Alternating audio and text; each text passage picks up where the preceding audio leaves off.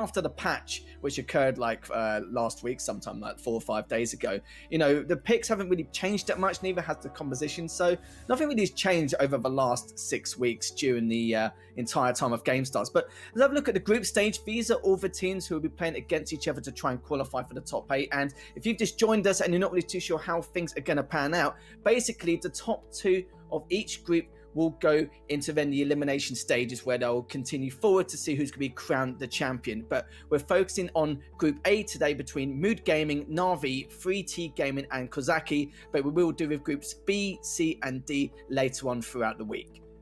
See, this is what I mainly thought. Like, there are some teams here that, you know, I've seen a lot of, like Exo Free Agents, etc., etc. But there are some teams here that I just don't know much about at all. FA, Kozaki, 3T Gaming, for example, they're a bit of a question mark for me. They certainly are, yeah. Now, I'll talk about Mood Gaming and Na'Vi first, because with Mood Gaming, they placed first in their group. Very, very strong showing. But I've been most impressed with Na'Vi, especially over the last couple of weeks. I kind of feel like there was a barrier they tried to break through to try and, you know, inch their way into that tier 1 kind of bracket. I feel like they have done. You know, every player like MMA, Jason, BBGs, and even their coach, Org, have been absolutely grinding and training so hard to kind of break that barrier, and you can tell by the tempo they play, it's a lot faster, it's a lot quicker, a lot more strategic, and it's so good. But you are absolutely, you know, you hit the nail on the head with the fact that with 3T Gaming and Kozaki, not really well known, and even during stage 1, I kind of felt like, you know, no offense to them, but 3T Gaming had a very easy group where there were some groups where they were so stacked, and normally you would see all 4 of those teams in, like, you know, a monthly final. It's actually quite crazy. But before we go any further and talk about the teams a little bit more, let's see what Na'Vi had to say in this little video.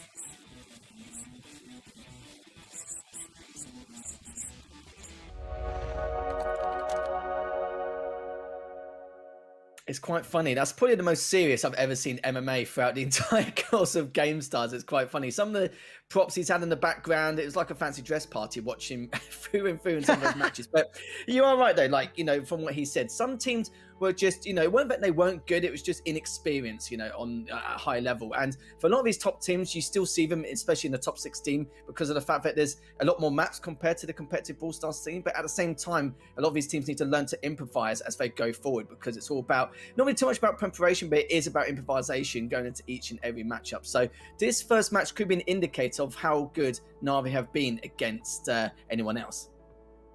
Yeah, I'm looking forward to seeing it. Honestly, Lethal, Brawl Stars matches are always so exciting. And just to touch on something you were saying a few minutes ago about how some of the lineups have been really stacked and some of them have seemed kind of one-sided, that is kind of Brawl Stars in a nutshell. Something a lot of people still take for granted about mobile games is that the skill gap is huge when it comes to teamwork, being able to hit your shots, being able to adapt to certain situations. You really can see when you see a really good player go up against, a really good team go up against just a good team. There's a big difference between those two.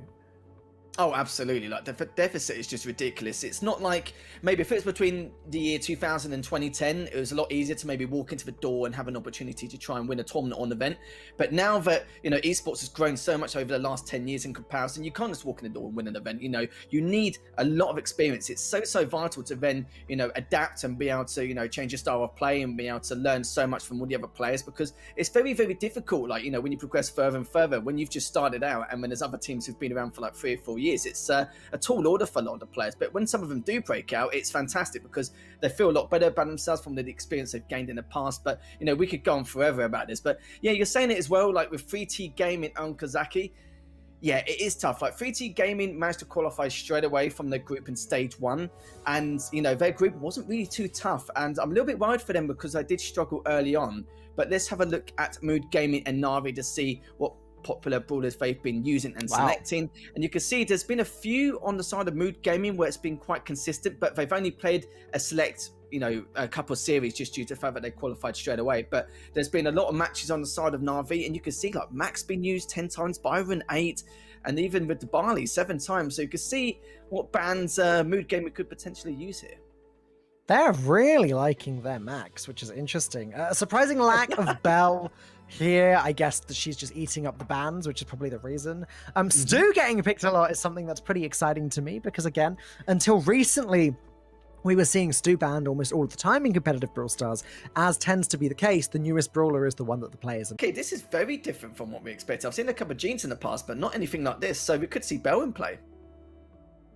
I would say we almost definitely will see Belle in play. Lethal Belle is extremely powerful.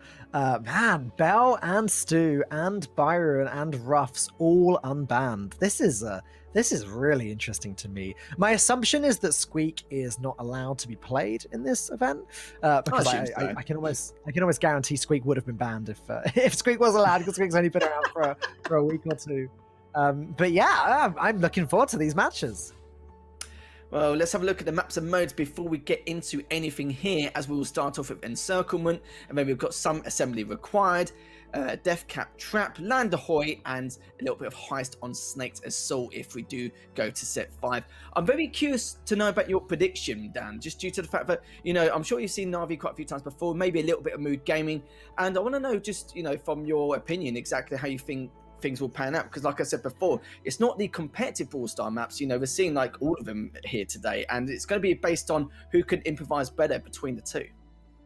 Yeah, it's super interesting, Lethal, seeing, maps like Land Ahoy and Snake's Assault, which we never see in competitive Brawl Stars being played here. My assumption is that that's not going to make much of a difference. I think that the better teams will still win. As far as which of these is the better team, I'm not actually sure going into this. I wouldn't want to call it and cast a curse the other team, so I'm just not going to. But this is great. I love me some Brawl Ball, love me some Siege.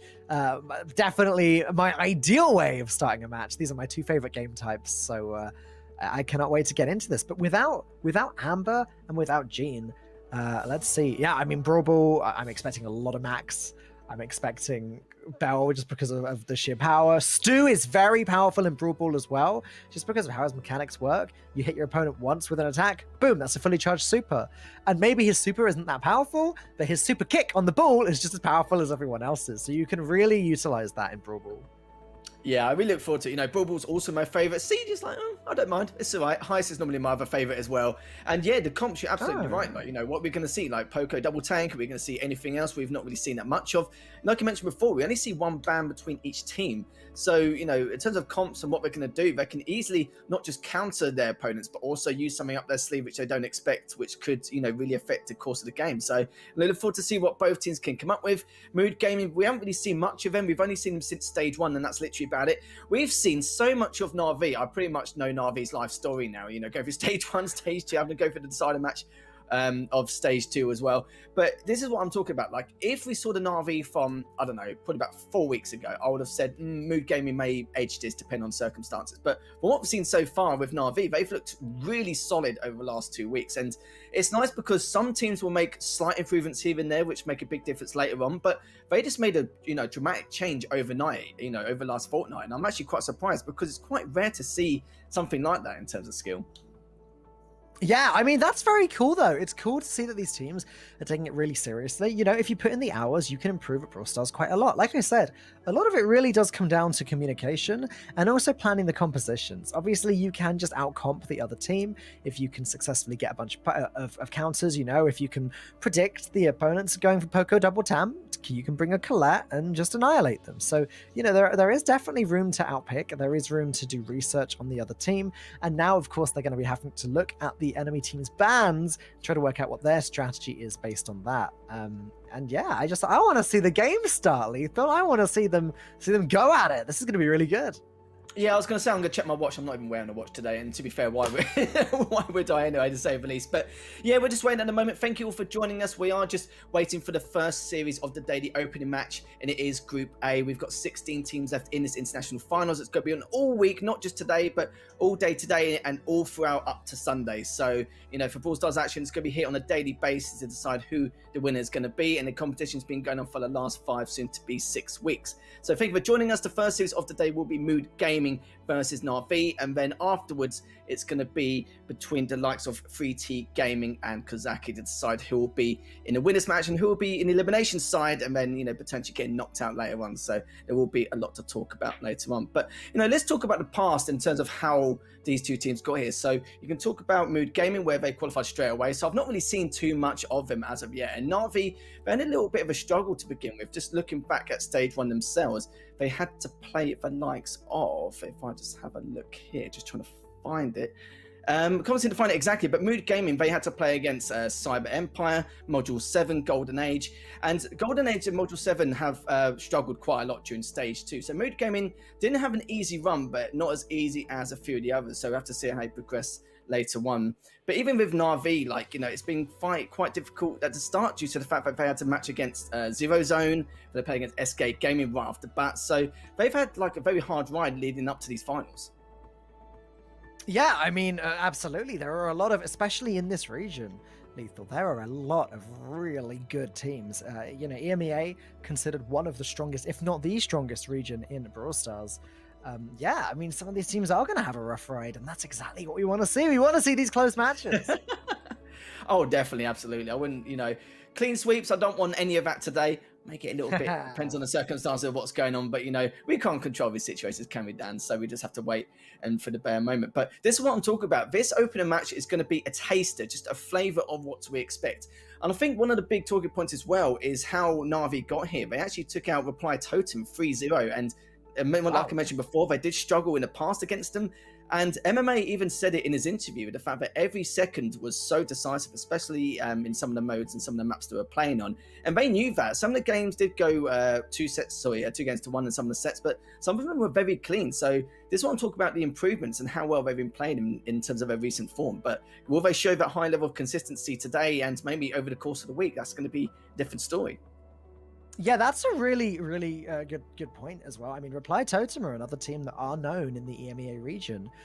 So the fact that they were able to take them down in order to get to this point, that's very cool. You know, that's, you know, That's greatness coming up here. Mood Gaming is going to be a tough opponent, though. It looks like we're just waiting for a player to connect to the lobby, so apologies to everyone for keeping you waiting. I know how frustrating this can be for you guys watching. Oh, these casters never shut up. Don't worry. Believe me, I'm probably more excited to see the game than you are. So hopefully very soon we're going to jump into it. Yeah, we want to see the games rather than chatter as well. This is perfectly understandable, but I suppose we need to speak during the game as well. Just looking at stage 1, just going back to it again. Yeah, there were some other notable teams, which was a little bit of a surprise as well. There was a group of death back in stage 1 between Totem, Bunker Esports, Big, and XO. So, we saw Bunker Esports come fourth in that group. So we've had some weird ones. We had some like crazy group of deaths, and there was some where there were the groups where there's not really many notable teams, but they qualified anyway. So that's why I was saying before that there may be a couple of teams still lurking about here and there, which may get a one-way ticket to the struggle bus, or hopefully they've improved so much over the last 4 or 5 weeks that they can, not make an impact, but put up a better showing, gaining a little bit more experience. Yeah, I mean, every single event that you compete in does add that little bit more experience. Every single competitive match that you play, because you could watch at home and think, it's nothing. You're just playing a game of Brawl Stars, right? But it's nothing like that. When you're actually, I mean, Harry, you've been pro player in video games. You can speak for yourself. Playing a competitive match, it's not the same as just like kicking back, relaxing, and playing some matchmaking, is it? No, it's not. I think it's different for different people, really. For example, when you go to your first event, you can get a little bit nervous, you get a little bit jittery, but some people thrive off the adrenaline, some people don't. And I would say that, when you're at an offline event, you do thrive a little bit more off the adrenaline. But online can be a slightly different story. Depends on, how you feel about the moment, how you feel about the situation. And depends how much it means to you as well. There's some teams, if they're both very similar in skill and stature, it's about who wants it more. And when the pressure gets to them, that's where some teams where they may miscoordinate some of their pushes, may not be in sync like they used to be or how it should be. And with especially with the tier 1 teams, small talk is so important. So yeah, it's going to be quite curious to see how some of these teams will do. That's why I'm so excited about how Na'Vi will play in this first matchup, because Mood Gaming aren't a walkover in the slightest. They're a very strong team. I think they how they actually got here in the first place, they actually won their French qualifier, because obviously there's 3 or 4 teams in per country, per national qualifier.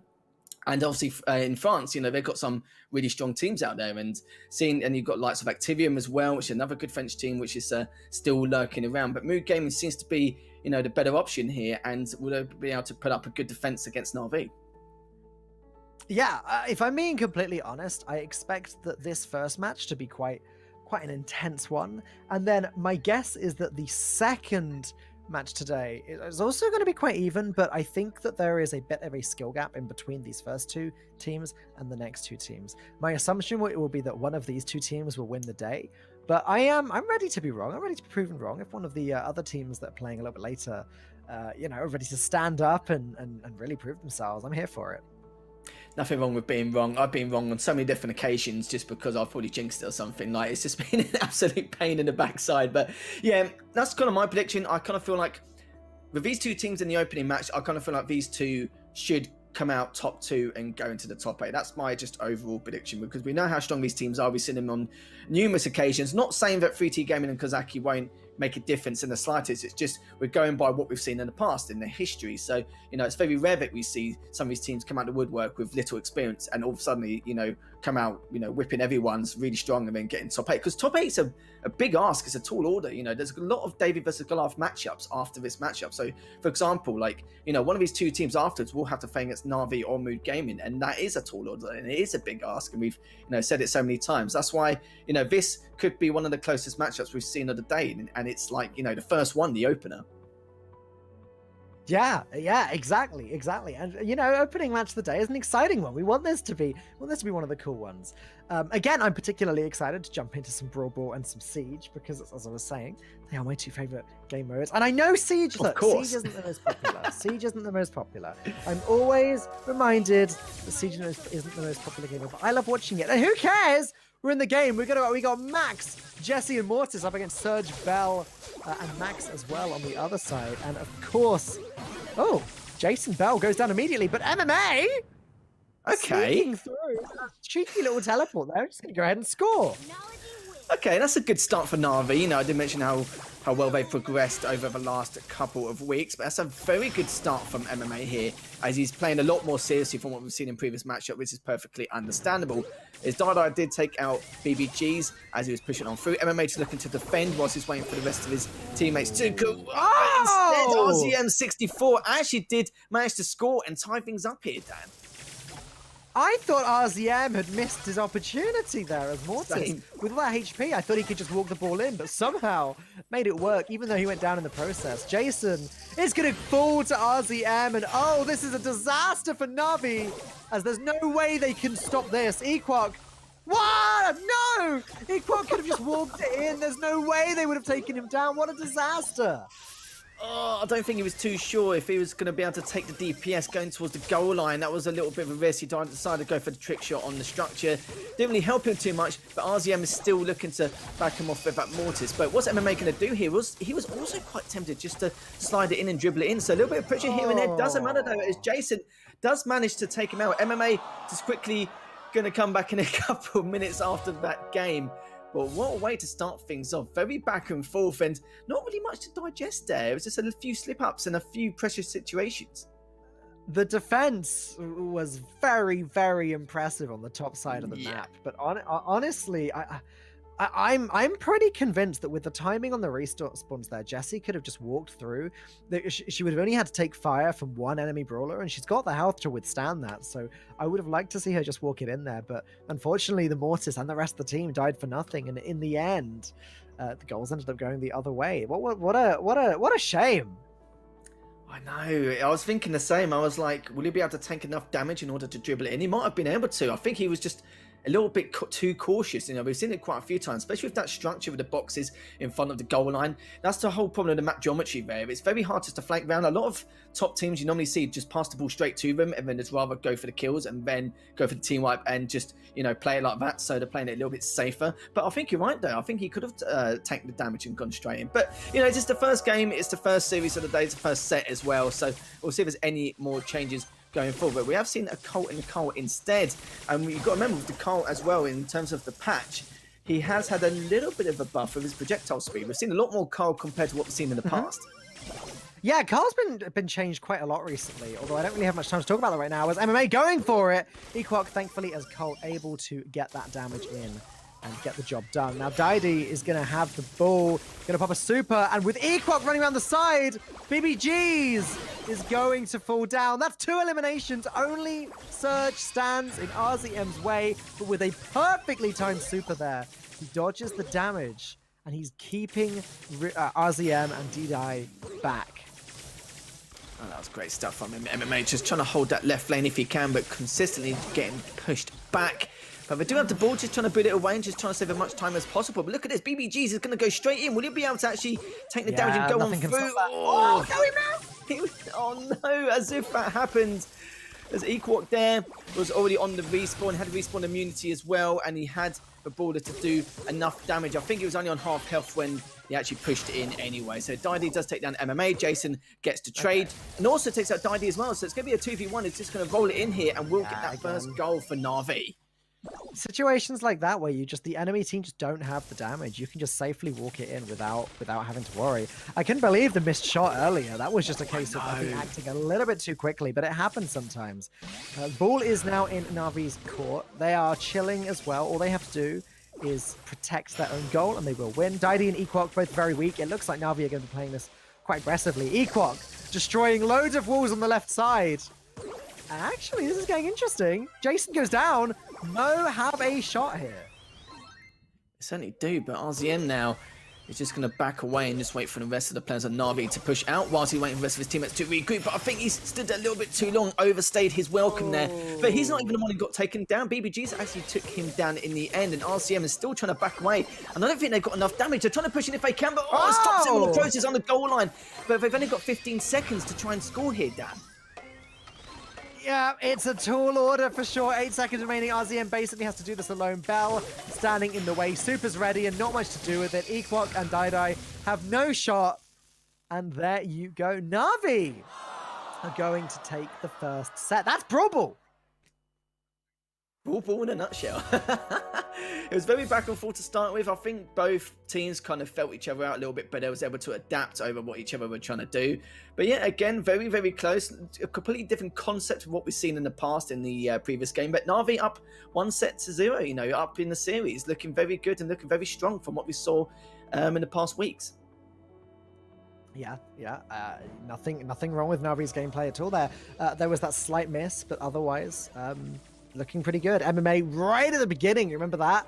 The TP forwards and the elimination. And then we did get RZM with that very impressive score on the other side. But here we go. Here's that moment again. Over like 4,000 HP. BBG's so weak. One shot on BBG's and then walking it in. I don't believe the other two brawlers would have been able to do anything about the Jesse quickly enough, but unfortunately wasn't quite able to act quickly enough. And that could have been the turning point of the entire set. So unfortunately for MO, they are down and out when it comes to Brawl Ball. We're going to be moving on to Siege next. And yeah, okay, look at that. 21 elims versus 14. Very nice start for Na'Vi. Yeah, just under 36,000 damage as well. It just shows that Na'Vi had a huge amount of map presence, even though they're on the back foot the majority of the time. Didn't have as much possession, but they definitely managed to get the kills to follow through. And yeah, like I said before, good start from Na'Vi. And just going to the talking point you were saying earlier, I think it was just one of those split-second decisions. He saw the two players on respawn and was just worried about maybe, you know, if they get to the goal line in time or the DPS maybe just a bit too much.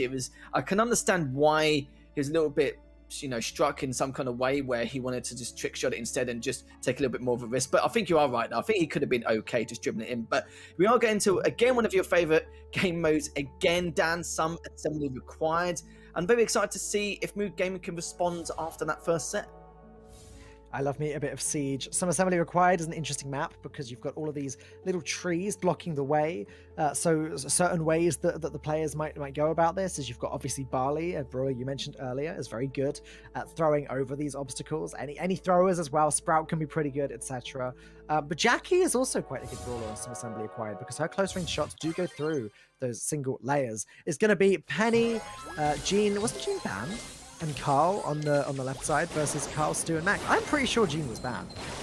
Yeah, I think Na'Vi banned Jean. I could be wrong, but we're just going to follow through anyway and just see exactly what happens and see if the admins or the referees will let us know during the course of the game. But the next siege is coming up momentarily, as it is one bolt or isn't going to be any kind of siege bots coming up their way at the moment. So things are going to continue, and Na'Vi do have that middle control. But the only problem is how long can they keep it up? But still, the damage counter on the side of Na'Vi is looking very, very good. But Didi did take down MMA, and also RZM took out Jason in the process, leaving BBG's on his lonesome, just trying to back away and re-coordinate if he can. But now it's going to delay things even further, as now they have to play the numbers game in the 2v3 over the next 5 to 10 seconds. Yep, things get interesting now. 20 seconds for complete battle over the center. MO definitely have the advantage here. That Penny turret is going to cause a nightmare for the other team as well. Stu coming in, popping down the speed booster in a place where it's hard to get to, but it's too little too late, as this big siege is going to go in favor of MO. The silver lining for Na'Vi is that if they can defend this, they are going to get a mammoth siege coming up next time, and defend it, they're going to be trying really hard right now.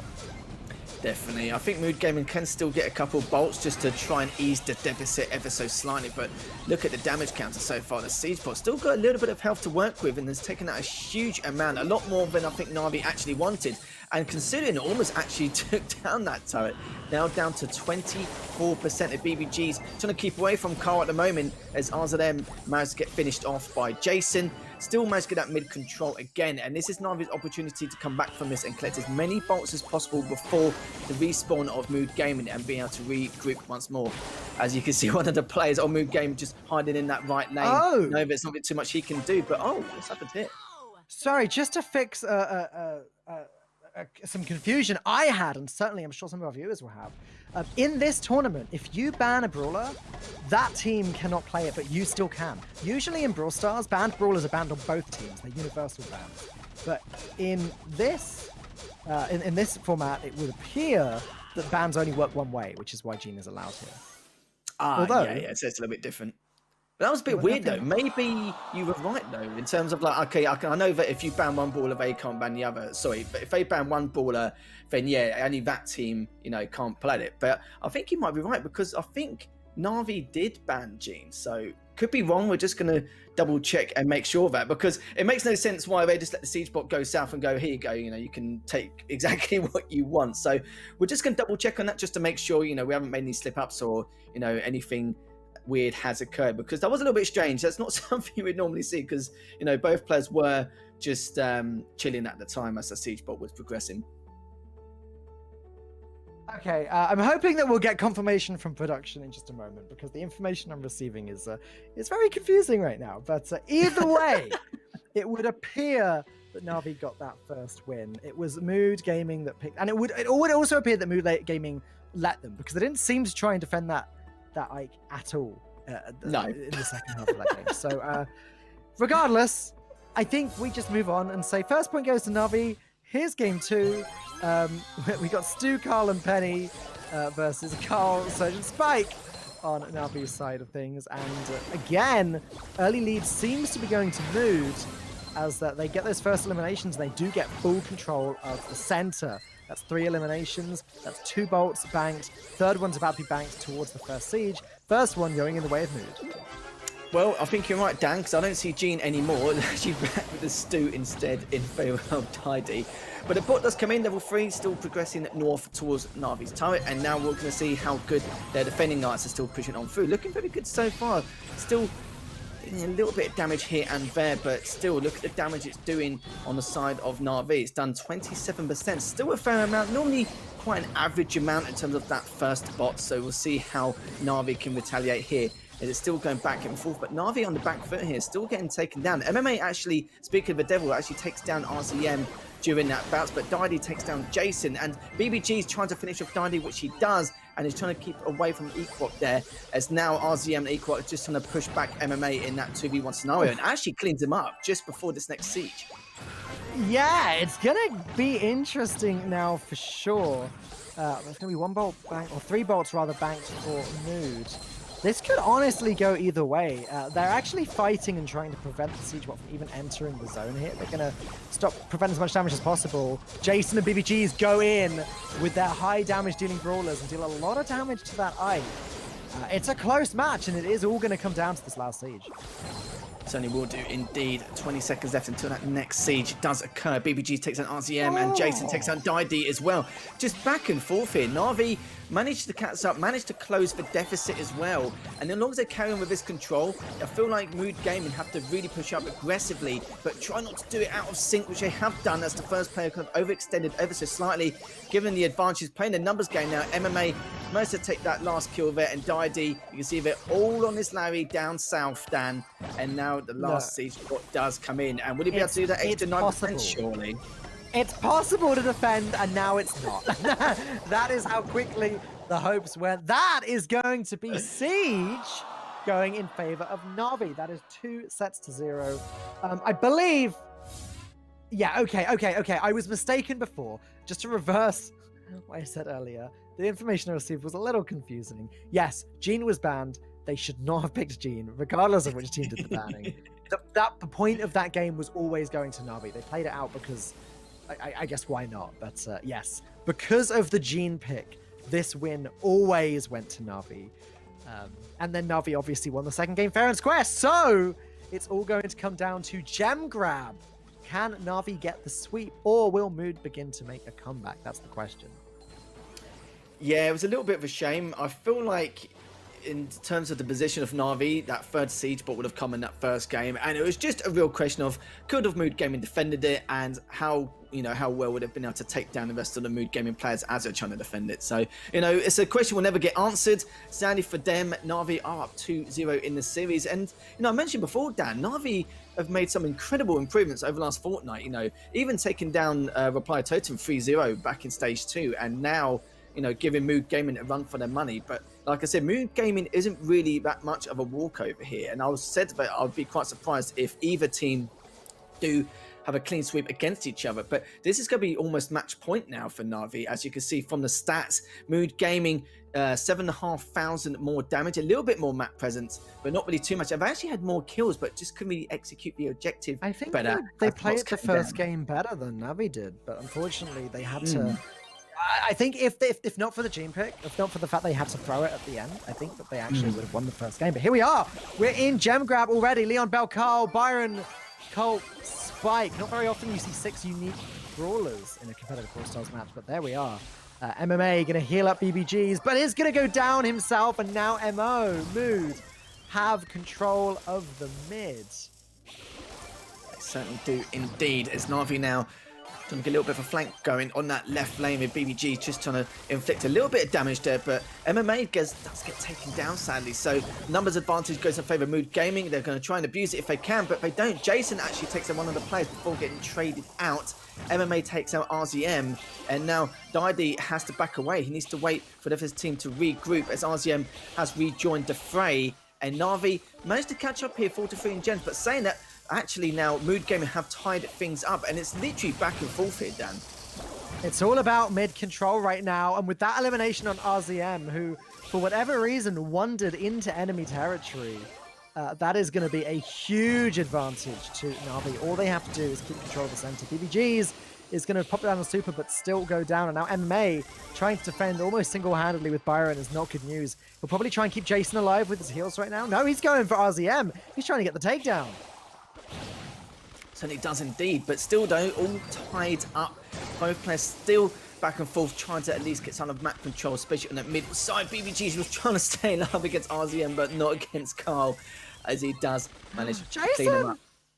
Oh, 28 HP! No, right, and with the debuff from Bell as well, they are going to stop the timer but getting that elimination. It's all about these gems in the center now. MMA has got them. He's got the 10 gems. He can just back away. Mood can't tie this up by just camping in the middle, so they are going to have to find the elimination on MMA. The action is all taking place at the top of the map. Invincible BBGs and Colt are defending the best they can. But MMA is still alive, and that is going to be game 1 of Gem Grab. We find ourselves on match point for Na'Vi. Yeah, BBGs you saw right quite close to the end. He purposely got himself killed because if there was a very aggressive push from Mood Gaming, he can just abuse the respawn immunity and then try and stop as many players in his tracks, or at least try and inflict, you know, a sprinkle of damage here and there so the other two can try and clean up if necessary. But MMA read that really well. Just even saw from then as well, he didn't really take any damage towards the end. He just tried to, keep his distance. It's understandable. The time was of the essence. It's all about time killing until the very end. And yeah, good stuff from Na'Vi. It was looking a little bit bleak halfway through. So Mood Gaming had very good map control, and I kind of feel like when Mood Gaming smell any kind of window of window of opportunity, they do take it quite quickly and try and increase the tempo. But Na'Vi just doing a good job just responding every single time. Yeah, Na'Vi just seem to be outplaying the other team. The games are close for sure. But, Na'Vi, they're getting the key plays at the key moments. I think that's the main thing. While they're not strictly getting more eliminations than the other team, the ones they're getting are really counting. Bell and Colt on both sides now. Leon for Mood, Piper for Na'Vi. So very similar compositions indeed. Equark very weak, and MMA is going to find the takedown. It was just a clone, so it was trying to just ignore the Leon the best he could.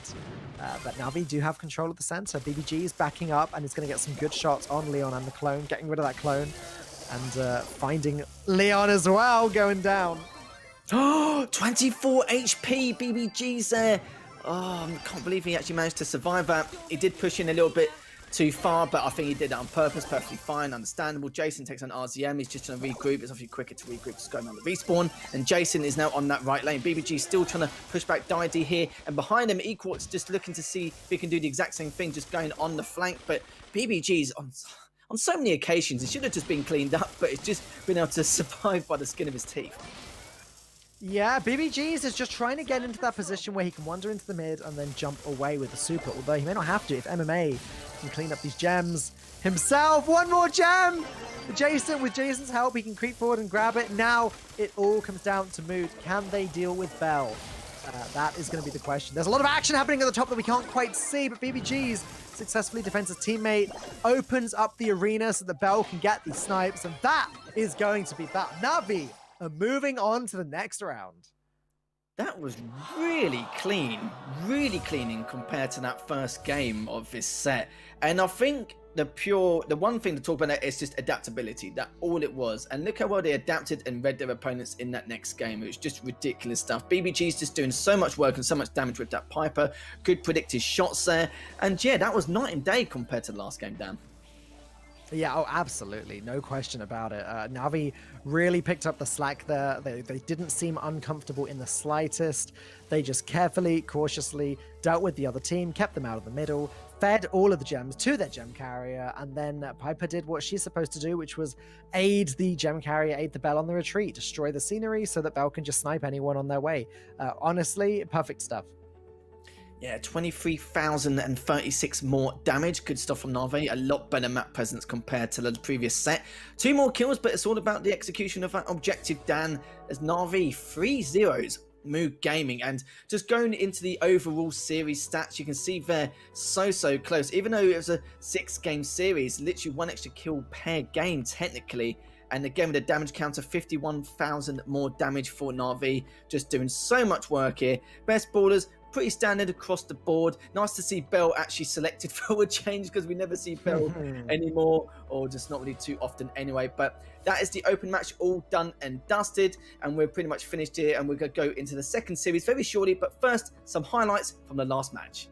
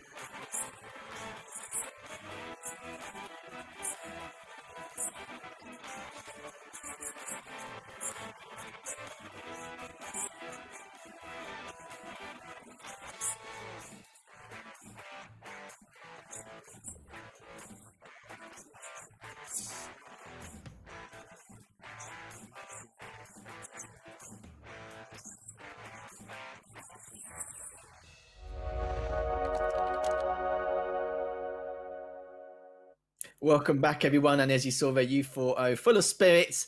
And he can be quite cheeky sometimes when it comes to the player cams. I've seen it enough times already from the side of Kozaki. But welcome back, everyone. Again, we just had the opener match. This is going to be the second match of the day, as we saw Na'Vi take down Mood Gaming 3-0. But it's not the last we've seen of Mood Gaming or Na'Vi as of yet, as Na'Vi will be waiting for one of these two teams in the winners match, and Mood Gaming will be playing in elimination match and potentially the decider match as well later on, depending on if they win or lose.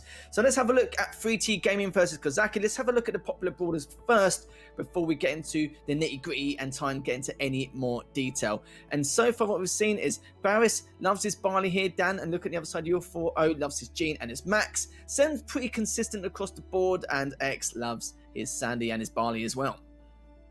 It's really interesting to see these best, or these most common brawlers popping up. Like obviously Tara there, it is just twice that she's been picked, you know, not the craziest amount, but still Tara is a brawler that you don't see that often, but tends to really shine when she is picked. Crow in the top left there, played by Ard.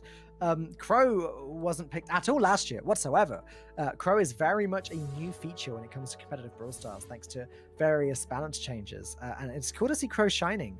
But here you go, once again, clearly U4O has played more games than Barris has, because there's more kills but also a lot more deaths. Absolutely. When someone's done just under 80,000 or 80,000 more damage, or even more than that, so 340,000 more damage, then that's saying for itself. The only thing we can really go by is KD, and I think in terms of KDs, in terms of like percentage, it's actually quite similar. And I think we should talk about the past as well, and actually how they made it here today. Now, 3T Gaming did look very good going into this, but the problem is they had the easiest group at stage 1, so they qualified straight away. We haven't really seen enough elements in their gameplay to decide, you know, where they stack up into which tier and how they could progress further going into this international finals. And this is going to be a true testament of what they can actually do and what they can, you know, how they can actually progress further in these groups. Kozaki, we've seen quite a lot of. They've actually not done too badly. They put up a good fight against Clash for AC Milan, and we've seen them do well against some other top tier 1 teams as well. So it's not really been too bad. Just looking at it here, seeing the Cole and the Bell being banned. That's Bell more what standard. Yeah, that's what you expected, wasn't it, Dan? Go on, tell me it's not. Well, that's just more what I'd expect, because like I said, Brawl Stars players, they love to ban the newest brawler. Again, obviously Squeak is the newest brawler, but Squeak I don't think is eligible to be played in the event, at least for this week. So Bal is the newest brawler, so Bro, get out of there. Carl a little bit less expected, but as you said, recent balance changes, Carl's looking like he's in a little bit of a better spot now than he was before. Carl's been changed a lot recently, because Carl was busted by Worlds last year and then got nerfed a little bit, and now he's been pushed up. Here we go, we're going to kick things off with Encirclement Brawl Ball once again, before moving on to Heist on GG Mortuary, and then Bounty on Snake Prairie. Now, GG Mortuary and Snake Prairie, these are competitive maps. This is more what I'm looking at. Things get wild later if we get to set 4 with Robo Highway, and then set 5 with some Hot Zone on Ring of Fire. Looking forward to that if we make it that far.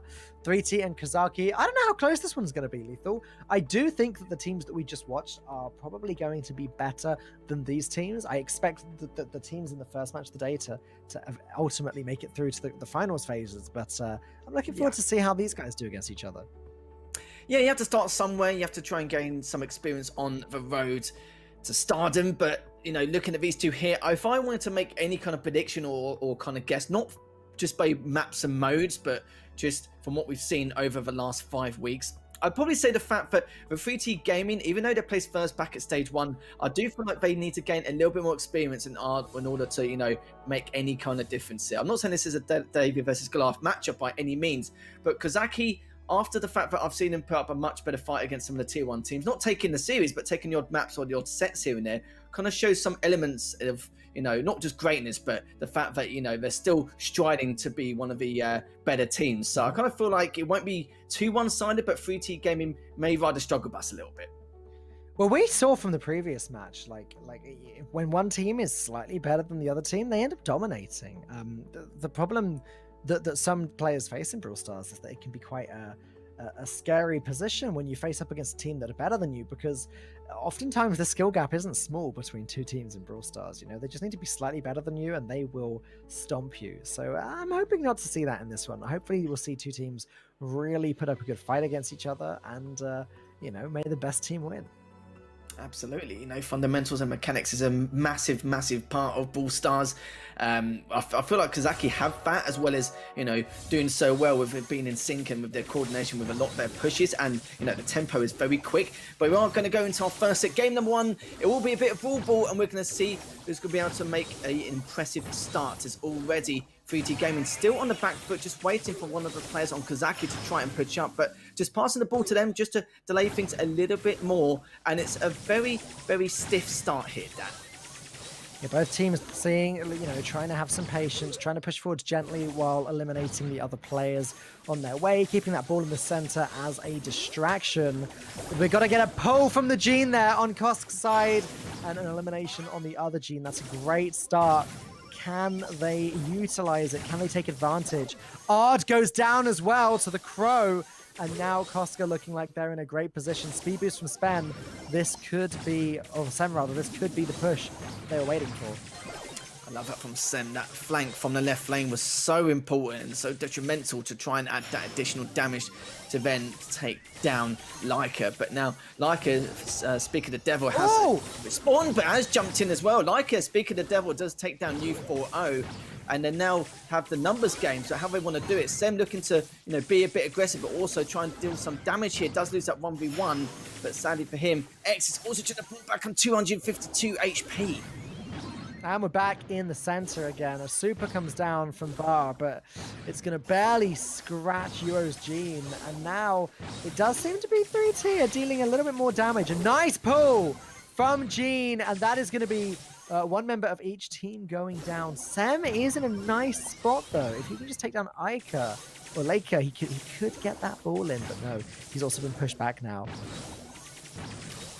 He has done, but still, Kozaki have had most of the possession in terms of the map control, but haven't really done too much with it. And rightly so, it's been quite even with the damage and the map presence they're showing. Still kicking the ball on the side of Kozaki just to, put it on the side in case they do get that team wipe or get that first kill. But Trades are still coming back and forth. X, he was on 224 HP in that right lane. Did get cleaned up. Barris was able to stay alive and is going to try and continue pushing up. Looks like we could be going to sudden death, Dan. Yep, overtime is coming, the scenery is going, and now it's going to be a question of which team is in the better position when it comes. Sem is popping a super and ready to start pushing immediately, trying to get that other team back. Sem takes some damage, but hangs in there. Crow's damage over time is going to make a huge difference if he can just get a few hits in. Gene, obviously great at dealing some long-range damage. Super's being popped left, right, and center, and 3T very much on the back foot. They need to get this ball away, and they are. Barris, with super ready, might just be able to super shot this in if he can just get to that ball once more. But I don't think he's going to, as the pass to Sem, and the beautiful shot into the left side of the goal. Kosk are going to take the first win on Brawl Ball. Wow, that was pretty close. That seriously was. I thought it was going to be one of those days where we're going to see consistent tied games on Brawl Ball. It wouldn't be the first time, and it certainly wouldn't be the last time. But good showing from 3T Gaming. I think it's a lot better than I expected. Maybe I put them down a little bit too much before the even series started, but a good showing. I didn't really see any signs of any of the players panicking but anything is at the same time. They like to play quite a passive structure until they see a massive window. You saw before they were waiting for them to make the first mistake, but Kazaki liked to force the first mistake to happen. We've seen it quite a few times, and they had a good flank at the start from Sem to try and push up, but I kind of feel like the structure from 3T Gaming, they seem to be pretty well prepared coming into this. Yeah, they did. Honestly, this was very close up until obviously overtime started. 3T were putting up a good defense. I did feel as though Kazaki were in the better position quite often. There were several almost goals that came in from them. So I think 3T are going to have to change something up, improve their gameplay just a little bit, or I expect us to see the same story again in the next game, but we'll have to wait and see. Maybe 3T mix up the comps and surprise us with something. I don't know. I'd like to see them do something differently, though. Yeah, we've seen a lot of variety actually throughout the last 5 weeks, and some things you'd expect by default in the meta, some things I'm just like, what's going on here? Completely confusing in the slightest. But yeah, we see some weird comps, see some good counters as well. But we're going to see a lot more variety going into this. You got to remember, this is finals now, and I think against some of these teams, some of their aces are going to be up their sleeve still. Some of them may save that for the top 8 going to elimination, but some teams like these two especially will have to use some of the ace up the sleeve, and we'll have to put on their A game, because especially against Na'Vi and Mood Gaming later on, it's going to be very, very important, because it's not like before in previous stages where first place goes through and second and third go into the next stage. This is literally it now. Top 2 go through, bottom 2 you're out, and that's it. You're pretty much said and done, as we're still waiting to go into game number 2 of set number 1 of Brawl Ball, and a good start so far. Hope to see a continuation of both teams playing it so close. As I said earlier, outpicking each other, outcomping the other team is such a fundamental part of winning Brawl Stars. 3T just seemed like they were being outplayed consistently there. I'd love to see them rein it in and just find a different brawler, just something that can maybe get them a little bit of extra advantage. Spike was doing pretty well in that game. All of these real heavy damage dealers do tend to do well in Brawl Ball, just to get the players out of the way so the ball can go in the goal. Ultimately, we're about to find out, and here we go. It is going to be Max, Spike, and Gene again for 3T, Amber, Crow, and Sprout for Cost, because they're going to actually bring in Amber into the mix. Interesting. So they mixed it up even though they won the first game. Sprout wasn't played previously either. Very different from Kazaki. Yeah, I'm curious to see how you thought I was going to use that Amber and how he's going to try and push on through. But X now, taking a fair amount of damage there, but it doesn't matter as he does take down his opponent, and just trying to recover as UFO is looking to push around that right lane. But UFO does finish Barris there, and now you can see that 3T Gaming just kicking the ball away, just trying to delay things a little bit further. But a Dark Skid's actually trapped on that left lane, so surely at some stage it's going to be cleaned up when X, and now Sem's going to finish it off, which he does. But it's a brilliant play from them, and brilliant block as well. Yeah, great wall, able to get some free damage on Ica there. Crow was able to hit Barris. That's going to prevent any healing coming in for quite some time. And again, a nice wall, just blocking Ard and just allowing Sam to just continue getting this free damage. The wall goes down. Super shot! Oh, just about saved from Ard. That was almost a god tier play from Sam. If that happened, then my God, I don't know what I would have said about that.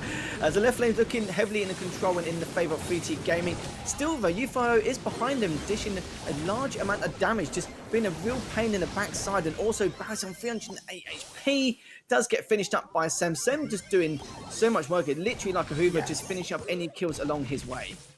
Yep, that wall is going to go up there to get some more free damage for Sam. Oh, bit of a dodgy wall.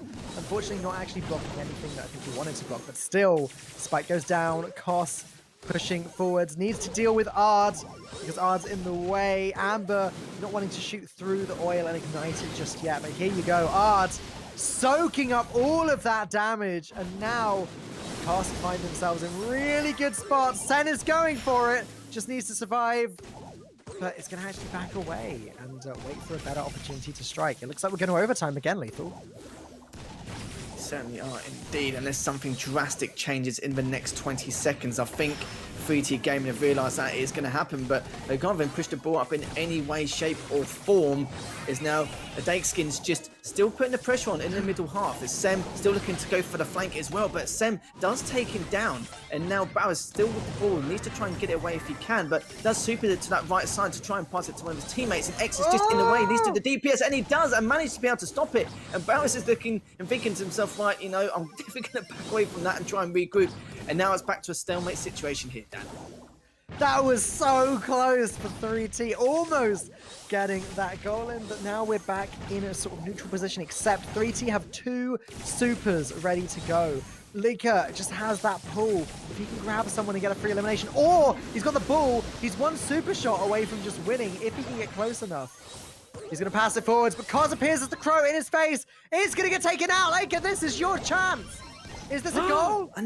No! Sem took him down. Sem took down Barris in the process. Could be a 2v2 in the middle. As you thought with that Amber still trying to dish the dirt onto the side of a Dyke skin, but actually took him down. And this is the pressure. This is exactly what needs to be done. Oh my god, both players are actually combined and pinched into the middle. And Euphoria has realised that now he's going to take him out. If he can be pushing through, and yes, he does. Literally on the very last second. Kozaki, what a way to take that set. Both games going to overtime, and literally it must have been 0.2, 0.3 seconds. That was absolute madness. That was mad. Do you know the craziest part, Lethal? That was never going to work unless both players had their super shots ready. Because with regular kicks, the speed would not have been there. The super shot pass into the super shot goal, just in the nick of time. That was incredible from Kozaki.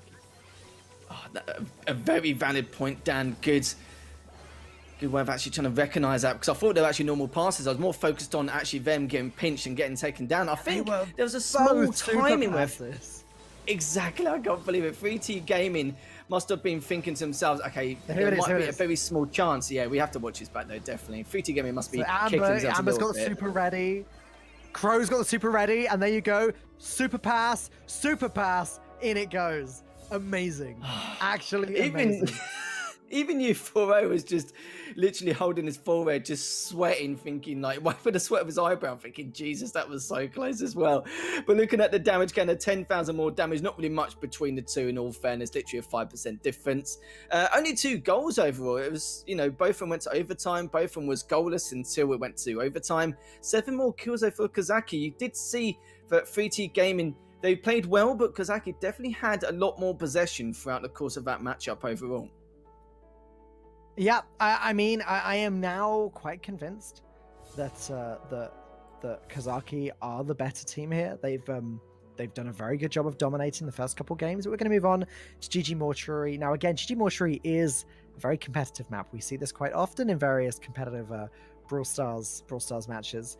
And it's a map that's got a bit of a history behind it because of all the walls and everything blocking the way between the 2 safes. This used to be a really slow and steady match, trying to push towards the other team and get that damage, and used to be a really long process. Then the gadgets started coming out that can just tear down the walls without even worrying about it, Colt's second gadget, Brock's second gadget, even out Primo's second gadget, Surge with the ability to teleport through, Edgar with the ability to jump over, all of these new tools that came into the mix that really started to allow this game to be switched up a lot. I'll be very surprised if there's not a Colt on both sides, because the quote-unquote meta on this map seems to be walk forward, destroy your first wall immediately, but we'll have to see. Yeah, with these 2 teams, we haven't really seen too much chaos. I kind of feel like it's an organised mess, but to a certain degree.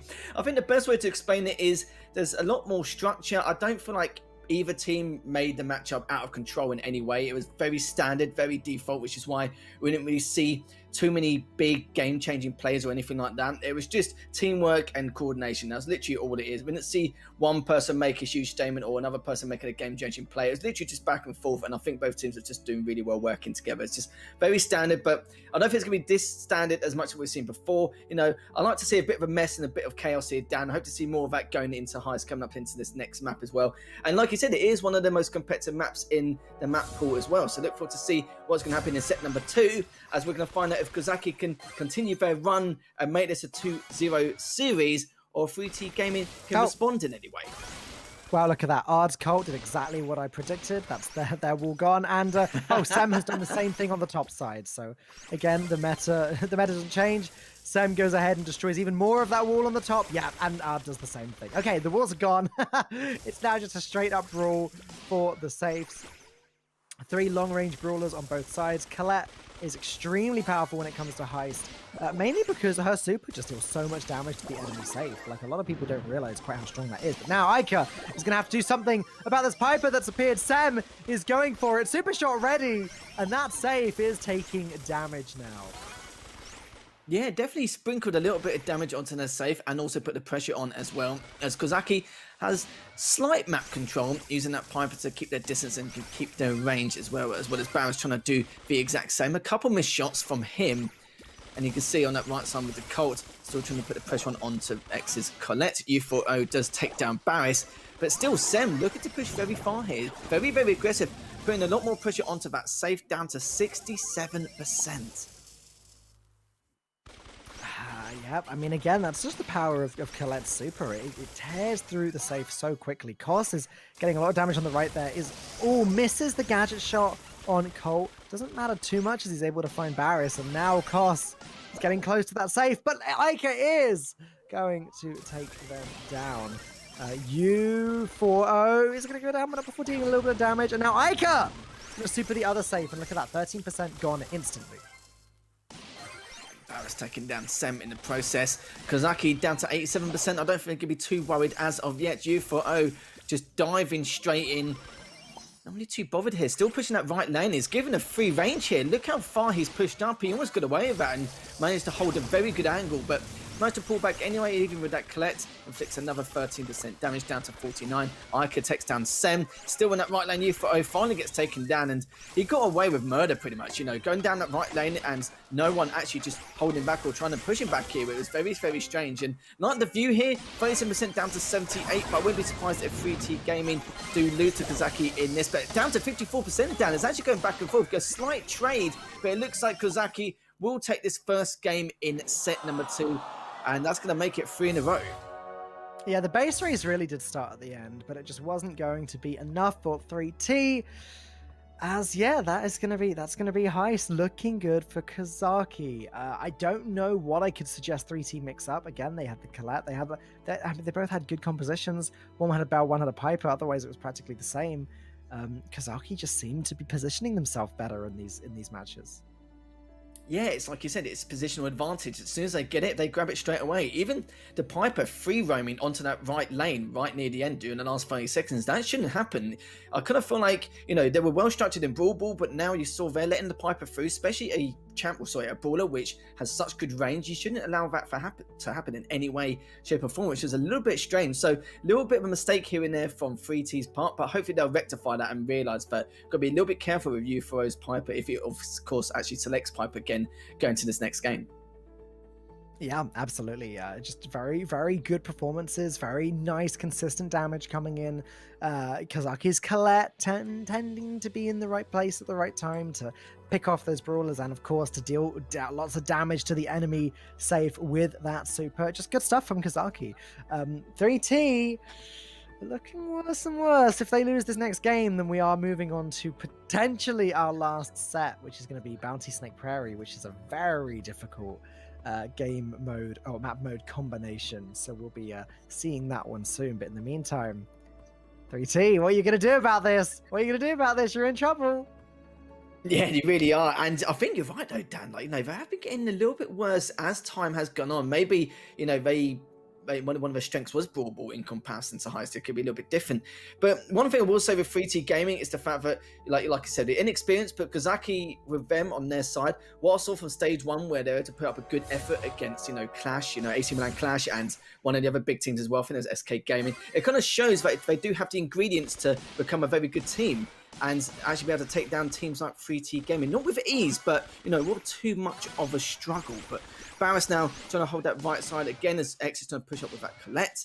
And U4O with the Piper. And I kind of feel like Kozaki have already got map advantage. And U4O having a little bit of a dance here as he was pushing on through. Yeah, but look at this. Look at this, Lethal. Oh, the gadget shot is going to also be hitting the safe. That's 2,800. That's a lot of damage coming in. Yo is going to escape with the super. And Kos is going to have to back off a little bit. But look, with all of the scenery, all of the obstacles gone, it's all about the sniping now. And honestly, because everything's been destroyed, it's quite hard for the teams to push forwards undetected. Ard pushes forwards, does destroy some of the defenses before backing away with the super. I would say 3T have got their work cut out to them. Even to catch up with that 15%, it's going to be a struggle. Yeah, the skill gap has significantly widened over the last 10 minutes into this series, but Sem has been finished up on that left lane. Gives him a little bit of an opportunity to try and make something work, but U4O responded to that beautifully, just making sure he didn't push up any further onto that left lane. And this is what 3T Gaming should have did to U4O earlier in the first game when he was pushing up with that Piper. Speaking of the Piper, though, U4O did take down Barris again, and Sem has taken down Ica. So this is an opportunity now to try and push up. Already the entire team is down. Only one member left standing. That's Barris on the respawn. I thought they would inflict a little bit more damage, but, you know, damage nonetheless, it has dwindled down to 77%. But Kozaki, good map control and good damage from them. Yep, absolutely. They are just not letting the other team get a lick in, whereas Kos is going to dash forwards, is going to get another super on the save, just widening that gap. 55% damage remaining for 3T. Ica is going to finally get in and get a super on that save. How much is he going to be able to pop off here? Quite a bit. 19% isn't too bad, but only 26 seconds now on the clock, and 3T have got so much work to do. Oh, we have to point this out, Dan. U4O just took out 2 members of 3T in a 1v2, and he had the range, of course, but at the same time, neither player wanted to make some kind of aggressive push or just pull back and wait for Ica. They got taken down in a 1v2. Good shots from him. Finally, he gets cleaned up by Barris. Looking to push up. It's going to be probably too little too late here, down to 60%, dwindling down to almost 50%. And they only lost by 17%, so it was a good comeback, but I kind of felt like Kozaki got a little bit too overconfident. They knew that they were pretty much taking this, and that is now going to be a 2-0 series scoreline for Kozaki. Yep, honestly, very impressive from them once again. They just had complete control of that game. There was nothing the other team could do. I have to ask, is, like, Barris, he seems to just, the only light in his life seems to be his mobile device that he's playing Brawl Stars on right now. What's with the darkness? It's not good for your eyes, Lethal. It probably isn't, because I do the exact same thing. No, I literally have like 0 light when I play, and I'm pretty sure there is some other people like that as well. Maybe it's really dark where he lives at the moment. It might be a few hours ahead, depending on which part of Europe he is from. Looks like obviously Turkey is obviously 2 or 3 hours ahead, so that could be why. Could be one of the reasons. But looking at the damage counter as well, they are 32,000 more damage for Kozaki, 9 more kills as well. In terms of stats overall, a lot better from what we saw in that first set. A lot better strats employed, but I kind of feel it's more 3T Gaming making more mistakes compared to Kozaki making improvements. Mm-hmm. Yeah, I partially agree. It's a combination of both, right? Kozaki just had that the map so well locked down. It's just they're hitting their shots that little bit more consistently. When you're playing a matchup like GG Mortuary, it's all about the long-range brawlers. That kind of thing matters. Conversely, we move on to Snake Prairie now, which, as you can see, isn't really too much about the long-range brawlers because they can't see anything on this map.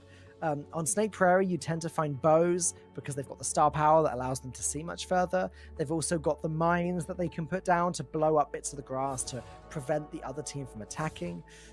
It used to be the Bow Nani combo, the infamous Bow Nani combo that you'd see a lot on Bounty, where Nani would just sit in Bow's totem, gather superpower, and then shoot the super, and then go and target, and then just continue sitting in the totem and then shoot the super again. Yeah. But since that combination was nerfed a while back, we don't see that quite as frequently.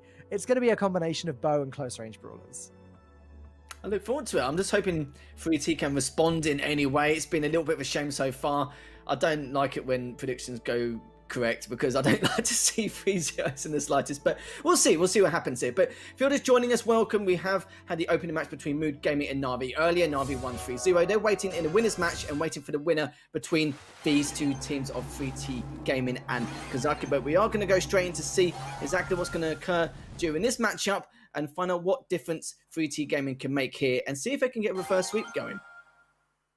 All right, it's going to be Bo, Rosa, and Tara on both sides. Not surprising at all. The 3 brawlers that really interact well with all of the bushes. They've got their gadgets. Bo's got his star power. It's all about information. 3T were able to get that first star, which means it does come down to Kozaki to actually do something. They have to make the first move. 3T are going to be playing as defensively as possible. Here comes Koz. Super popped. Ica going down, but Ard is going to potentially get the counter there. No, he's not, because Koz is going to retreat. Oh, he didn't get far enough back in time, and now 3T, once again, have the lead. Ooh, well, there's a little bit different there. Yeah, you're right, though, with the blue star just being very patient, and they have the reason to. No reason to at all to actually try and push up and make an attack. So we'll have to see what they can do. How are they going to respond? X and Sem are going to find Barris there. Ike is obviously there to support to try and push them back. But UFO actually takes down 2, and Skin is still pushing in, takes down Sem. X is looking to try and get away if he can, but U4O actually did a lot of damage to him as he managed to back away. So good stuff from Kozaki, and now it's up to 3T Gaming to make the push.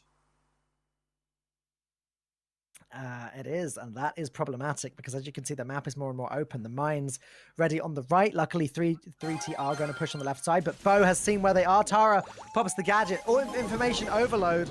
Mines there. Oh, Ica taking so much damage. Just about evades that explosion, and they are going to get away with those extra stars, which means Kozaki need to do something. They just need to get 2 eliminations or 1 elimination on Rosa. Koz is going to go all out war with the Rosa.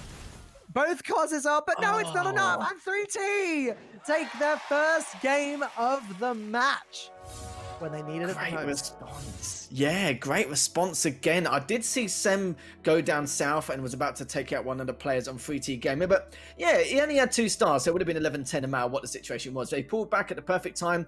They had enough time to recover as well and re-engage that next fight. So great stuff, good response like I mentioned just now, and this is exactly what we wanted to see. And it's nice to see a bit more flair now, Dan. So you can see they're on the side of Kozaki. They've got to try and step the game up just a little bit here. But I do feel like they are the stronger team overall in this series. But it's nice to see a little bit more elements and flavour of skill from 3T Gaming. But, that was only one game, Dan. That was only one game from this third set. Hopefully they can do it again and make it more of an enlightening series, as now they're on the defense. They do have the blue star, and already U4O has taken down Ica, looking for more if they can, but Sem that's taken down in the process. Barrows is only left on 767 HP, and Ica left on 252. That was so close. We're really starting to see Kozaki shine here, Lethal, as... rather 3T shine here. Kozaki losing their edge, as Bounty does seem to be 3T's game, the game that's all about the eliminations, and 3T are just on top of things. Ard is there waiting for Koz's bow. Oh, interesting. Kozaki are able to even things out, though. Koz X on Rosa, creeping forwards, is going to get some good damage on the bow. Super almost ready to go, but Ard is going for the push on the other side. And these Rosa battles are always hilarious, Lethal, because they both pop their supers, and they're basically both invincible. Yeah, they pretty much, they barely take any damage, dude. It's like a third of the damage what anyone takes. And yeah, it's just quite funny to watch sometimes, because it's like, well, I could deal damage to you, but there's not really much point, because we're just going to end up recovering later on anyway. They both sit there infinitely charging each other's supers, yeah. Good push from Kozaki, though. Here comes X again. He's going to focus on Ico, get that Tara down. Bo is weak, but it doesn't matter. Koz X trying to escape. Bo takes some damage. Koz X just about escapes with their life. Barris goes down also. Disaster for 3T, as they're trying to chase the other players down, and they can't. Kozaki are now ahead by 5 stars, and they've got the blue star. Oh, this has been an absolute mess, but Barris all on his lonesome, all on his Lowy, in between all 3 members of Kozaki. A completely different scoreline from that last game, 17-8 on that bounty game. So good response again. And yeah, a little bit of a shame though, poor Barris in between all 3 members. And let's be honest, there's nothing he could have done anyway. He couldn't have regrouped, it wasn't nowhere near enough time. So yeah, nice to see them tie up the set. And now they're on match points for the side of Kozaki. Well, yeah, match point. That's what they call it. That's what they call it. And 3T are in a tough spot. Things were starting to look really promising for them, but in that last game, Kozaki were able to show they do have what it takes in Bounty, and now the question is, can Kozaki take it all the way? 3T obviously could continue to make this comeback. It's possible. If they win this game, we're going to be seeing another set, but that depends on whether Kozaki are feeling generous or not. Yeah, if U4O gets a little bit cheeky on cam, then you never know. You can probably tell that they're getting a little bit too one-sided. Every time I see one of those players do that and I don't take it too seriously, I'm like, okay, so basically you're saying it's gonna be a 3-0. That's basically what you're trying to say. But we'll see what happens. 3T Gaming did have a good start in this set. Kozaki, responded well, but now we can see what they can do here, as we've still got 2 roses, 2 bows, pretty much a similar match in terms of comps. And we can see how much more patience Kozaki has now, as 3T Gaming do have that all-important blue star. They do, but history repeats itself. You know, they've had the blue star every Yeah. single game, I think, up until now, and Cos have their supers charged, and in they go. Kozak's on the Rosa is going to start taking down Tara, and isn't going to have much difficulty doing so. Ooh, almost did actually, but there you go. Elims on both sides. Kozaki end up 1 star ahead, and now they are on the retreat. It's up to 3T to push forward. You have the advantage when you're in your own territory. Bo can put up the mines wherever they want to try and, you know, prevent that attack. And yeah, there go the mines on the right, and Ard is going to detonate the first one. Oh, okay. So still, 3T Gaming haven't pushed up as of yet. We'll realise the push, seeing Barris go pushing through that centre. And Sem, you know how aggressive he is, Dan. He always looks for trouble and always tries to look to force out that first instance or first mistake to happen. UFO also took someone down. X actually got taken out in that left lane, and Ika's just trying to pull all the way back. But even then, Sem taking a fair amount of damage. X has regrouped with the rest of the pack, looking to push that left lane.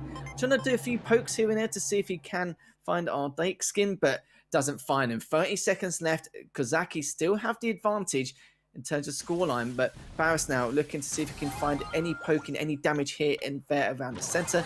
Hasn't found anything as of yet, but we'll find Sem has actually inflicted quite a lot as they push through with 15 seconds left down. 1 star difference is enough. Oh, it's going to be a 6-star difference, though. 3T need a miracle now, and it's not going to happen, Lethal. Ika on his own cannot do anything. That is going to be game, set, and match to Kozaki, who are going to move on to the winners bracket.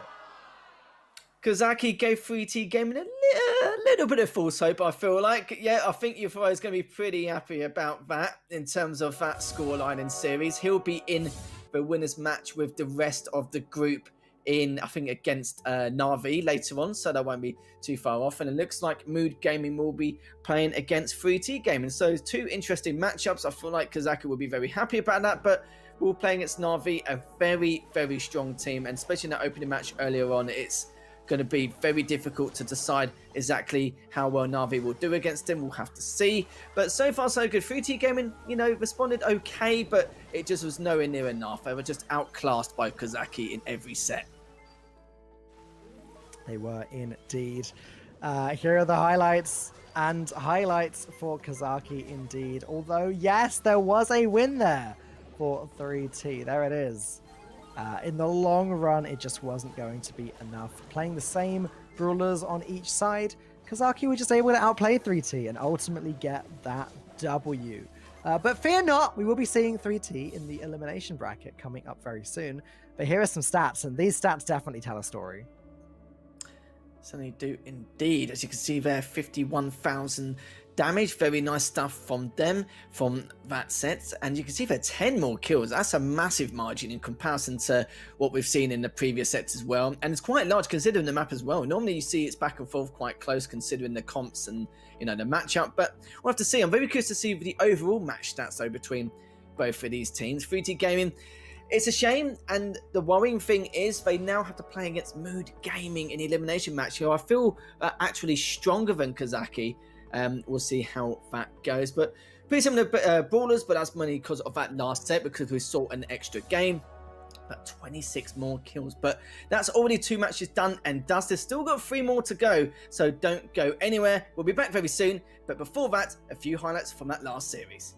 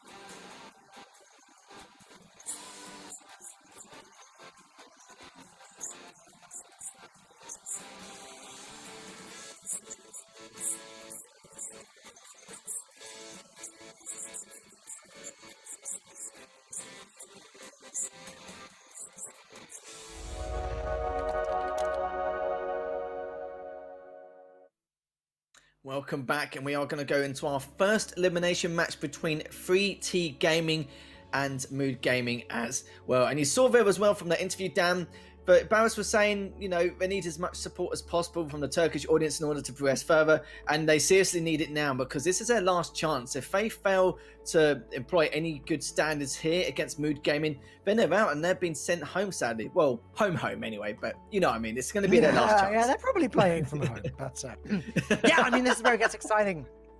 Lethal, the really horrible, cruel side of me. This is my favorite part of esports. It's do or die. Ooh. It's win or get out of my tournament. Let's take a look at the picks and bans. Here we go. It's going to be Ruffs and Carl. Wow, no Bell this time again. Yeah, do you know what's weird? Like, with anyone else, like, I've seen nothing but Bell, but with you today, I think I've seen one Bell ban out of technically the 6 bans. That's absolute madness. Absolute madness, but I love to see it. It's because they know I complain about it. That's why. Every time I cast for BSC, every time I cast Brawl Stars Championships, I'm always complaining when they're banning the new brawler again. They're doing it again, everyone. Boring.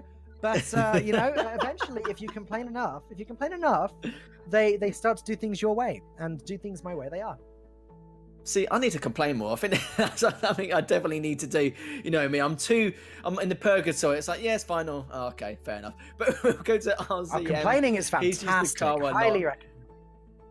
Do you know what? I'm definitely going to make a note of that. Not going to lie. But just looking across the board at the popular brawlers, just seeing here, it seems very consistent. Nothing really stands out. Maybe the Barley from Barris or maybe the Carl from RZM.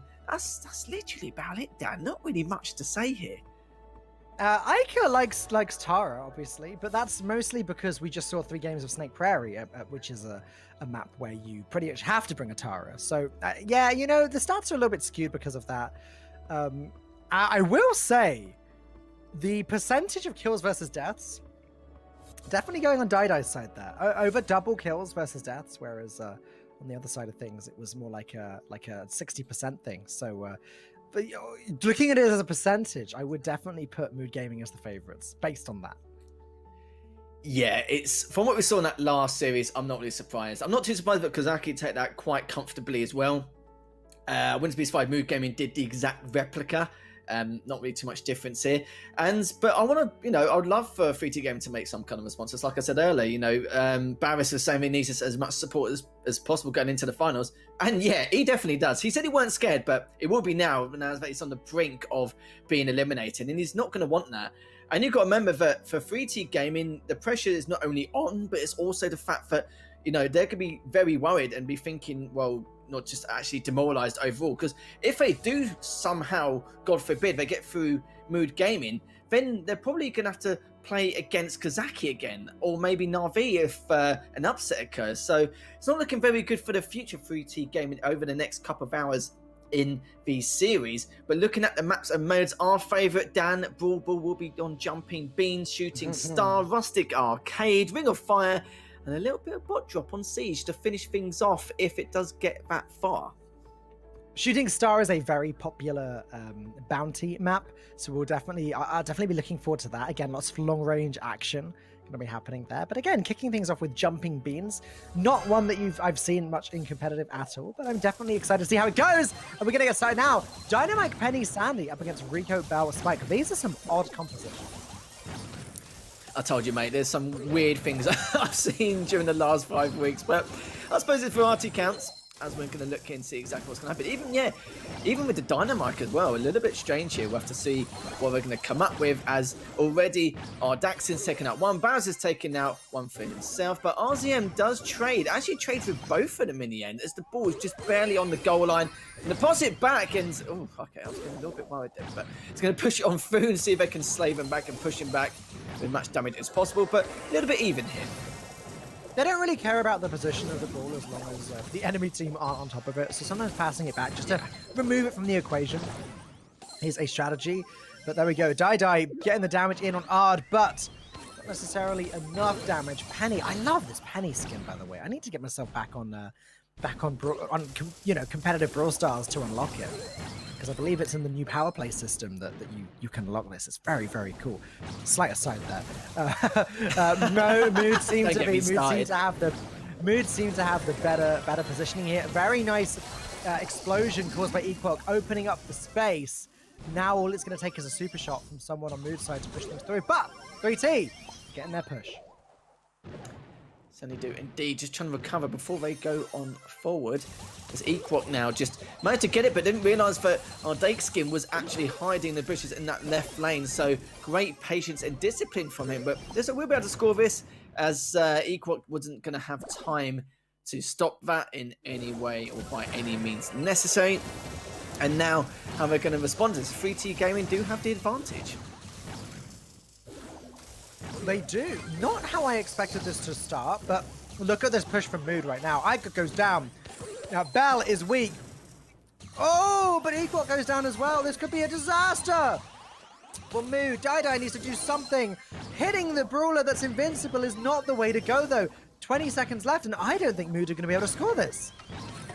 Yeah, I don't know either. I still don't know about the comps. I don't know if this is serious to them, but yeah, just a little bit strange here. You know, it's just very, very odd. Barris takes down one. That should be enough to now be able to actually close this out 1-0 in the first game of the set. But 3T Gaming do come out on top. Yeah, very peculiar, very strange. Just overall, the gameplay, the comps. We'll see what happens. We'll see what comp they play in the next game when we go into this first set again. Dynamite is a bit odd to have picked. Dynamite is a bit odd. Sandy, I can get, okay? But Dynamite, why? Penny at a push. Like, you don't typically see Penny in Brawl Ball, but I can comprehend taking a Penny. Dynamite is a bit of a head scratcher. The other composition, Rico, Spike, Bell, that made much more sense. I expect to see Mood mix things up a bit now. I hope so. But either way, a nice GG to 3T. Yeah, I'm just trying to think, because I think Mike did get a buff, but it was like a movement buff, not enough to make an absolute detriment, or a massive impact to their gameplay. I think that was a bit of a troll pick. Could be wrong, we could be mistaken, but yeah, it did seem very, very odd, very strange. We looked at the comps, we were like, okay, it's nice to have a variety, but that did seem a little bit weird. I'm pretty sure some other people thinking the same. So if we see a completely different comp, a bit more standard, then we'll be like, okay, yeah, they seem to be, playing back to normal, going back to, normal comps, normal things, normal strategies, and go back into it. There we go. Mortis, Spike, and Sandy. A little bit more normal, and going to the other side, we've got the Mortis, the Max, and the BB as well. So I'd be interested to see how both players will go in with that Mortis and see if they can pick up a few kills here and there. But speaking of Devil, both of them actually do get taken down. I'm a big fan of the BB pick. BB is going to get wiped out there, though, and RZM pushing forwards. Barris popping the speed boost. Mortis going to pop off from RZM, but Equok on the Mortis on the other side is going to make short work of him. But disaster for Mood. Barris almost able to score, but somehow messes that up. That was close. That certainly was. I think literally they're sweating at the moment after that one instance, and you can see now Barris just pushing the ball back up towards that south side. And look, he actually might be able to get away with it here, and he does. He was only on 1820 HP, but that was more than enough for Iker to score that. So 3T Gaming, good start.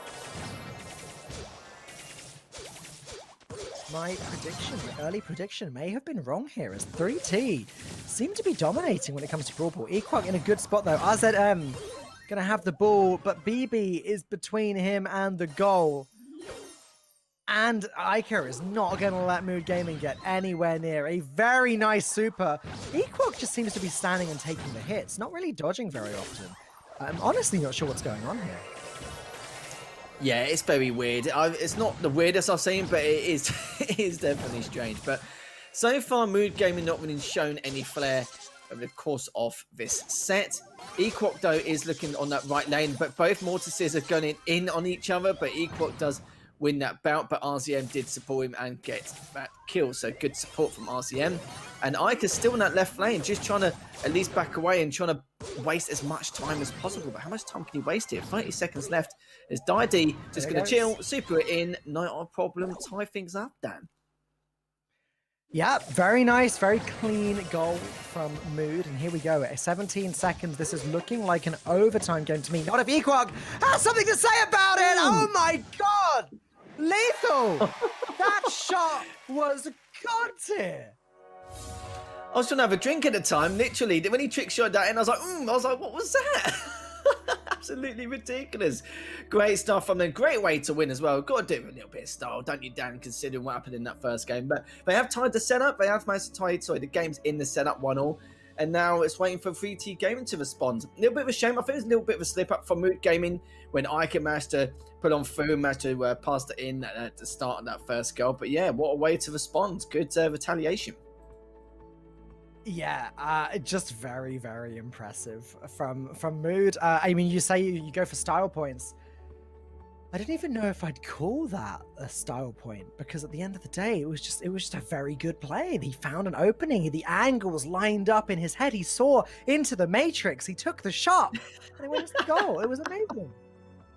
All the stars aligned, Dan. He just knew exactly when to do it. And yeah, great prediction as well. Like, I could see the prediction, just knowing that he was in the perfect position to actually go for it. And yeah, why not? It is 1-1, but I think the team has so much confidence. He was like, oh, do you know what, Dan? I'll get away with it, no problem. But yeah, he actually did. It was great. It was fantastic to see. And now, 3T Gaming aren't going to be too happy about it, because after that goal, momentum is definitely in the favour of Mood Gaming.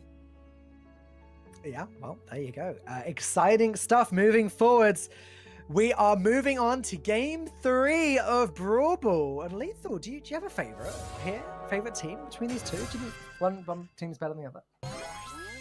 Oh, it's hard to say. Like, Barris has done a lot of better this time round in terms of the damage he's done and his slaying ability, but I still think it's Mood Gamer. I kind of think that first game was a write-off, and even the first goal from 3T Gaming, I wouldn't say it was a fluke, but there's an opening and it was just a big mistake from Mood Gaming. I feel like Mood Gaming are going to show their final form at some point. Could be wrong here, might be slating 3T Gaming a little bit too much, but, I could be completely wrong. I hope I'm wrong, because I want us to be a really good series, and RZM has inflicted quite a bit of damage onto Barris. He has to back away ever so slightly, but all these, well, as I was saying that, he's already done a lot more. Managed to take down Barris in the end, as RZM just playing it a little bit patient just to see if any of the players on the side of 3T Gaming do go for the ball and go for the push. Iker did take a fair amount of damage. RZM playing this very cautiously.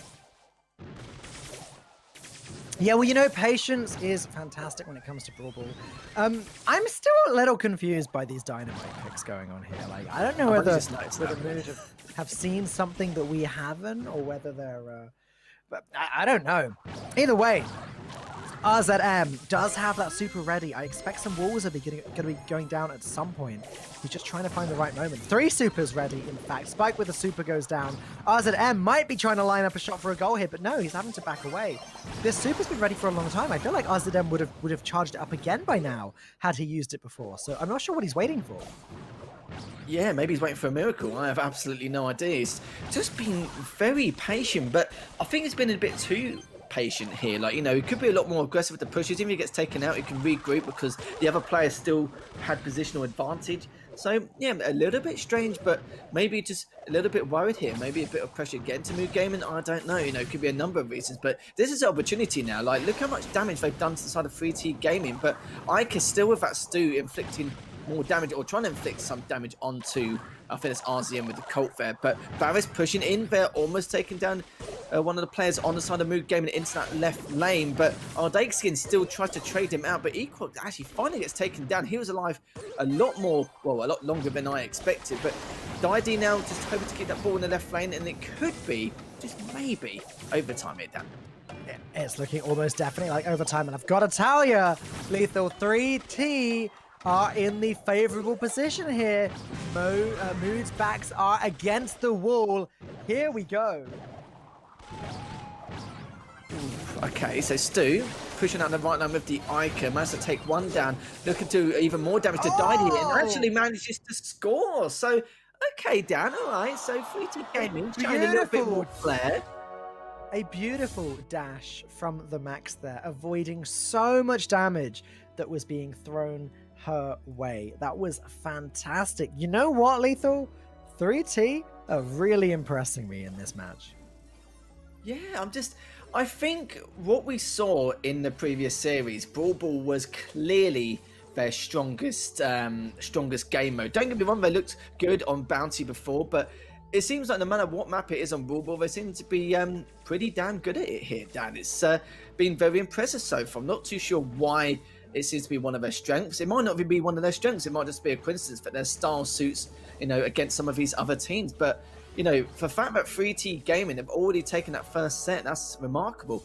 Dynamite, I'm in the same boat. I'm still very unsure about that pick, but we're just looking at the stats here. 68,000 more damage for Mood. See, that's what I don't understand. Look at the kills and look at the map presence that Mood Gaming have in comparison. And okay, you could probably say 3T Gaming had much better, you know, objective efficiency, but still though, when you're putting up that kind of stat line, it kind of shows they're not really, you know, abusing the fact that they're doing all this damage and not really finishing up the kills afterwards. Well, we're moving on regardless to Shooting Star. Now this is a competitive map that I am used to. Lots of long-ranged snipers is what we're going to be seeing here. We're going to be seeing Nunnies, Bells, Pipers, Colts, maybe a little bit of Tick here and there. This is what Shooting Star is all about. Brock, Colt, and Piper up against Brock, Bell, and Nunny. Yep, that's about it. Let the sniping begin. I was just about to say, let the range game commence, as now we're going to see it's going to be a very long, drawn-out game. I was going to say we won't see too many kills to begin with, but we've already seen a trade straight away.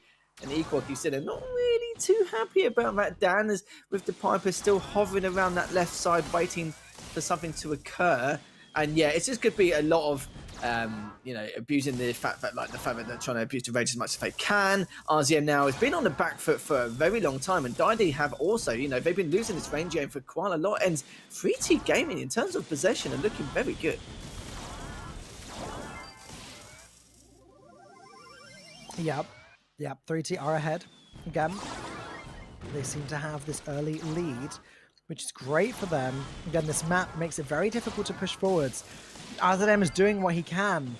Well, hang on, there you go. Mood is able to snatch an elimination there and get a blue star. So, oh, hang on. Things have been reversed again. Never mind. 3T back in the lead. Yeah, it took a little bit of time, but so far, so good for 3T Gaming. Very happy with their performance so far and continue with that map possession. But they have pushed up a little bit now as Equok actually does take down Barris in the end. But Didi also takes down Bear Brock, and Ica takes down RZM. Very back and forth, but Mood Gaming do have that blue star, still do have the lead as well. And oh, I was going to say RZM did take a fair amount of damage. And even though he has almost taken down, he's on 20 HP, and Ica just looking to go for that kill if he was able to find it, but RZM was way too far back, waiting for someone on 3T Gaming to push all the way up, as Equok just to survive with that Piper does use that super to push all the way back. Oh, he actually gets finished up, and 3T Gaming do manage to take it down on the dying moments there. Yeah, there you go. A fantastic win from 3T. They really are starting to pull it out of the bag here, Lethal. I wasn't sure at first, coming into the series, I would have expected Mood Gaming to be the favorite team, but 3T seem to be really doing some work. Yeah, a little bit surprised. I'm going to talk a little bit about Mood Gaming as well, because we did see that, back at stage 1, we did take out Golden Age and Cyber Empire quite comfortably. Not the best of teams, but against someone like Golden Age, who's probably about tier 3, you'd think that after a Counterpool Series victory, they should really do the same. It's like we're seeing a parallel universe at the moment, Dan. Absolute Mad could not make it up even if he tried. And now we're going to see if 3T Gaming could maybe actually take this to 2-0. As Equok now is on the left side with that Piper. Didi just going back and forth, trying to push up towards the middle to see if he can inflict any damage there. But they're getting out-aimed in terms of their mechanics. And you can see here our Dakeskin still looking to push up a little bit on that right lane. But RZM, the entire team are sticking with the same composition. They do feel like it works. It's just a matter of fixing their fundamentals, but they definitely can bring this back. It was literally the dire moments of that last game, but it could happen again. But our Dakeskin does take down RZM. He's going to be pretty happy about that as up by 3 stars. A nice lead for 3T. Getting closer and closer to winning the set. Yet another elimination. What are Mood doing? RZM just seems to spend a lot of these games standing around, not even moving! Accepting these snipes from the Piper. This is mad from Mood Gaming.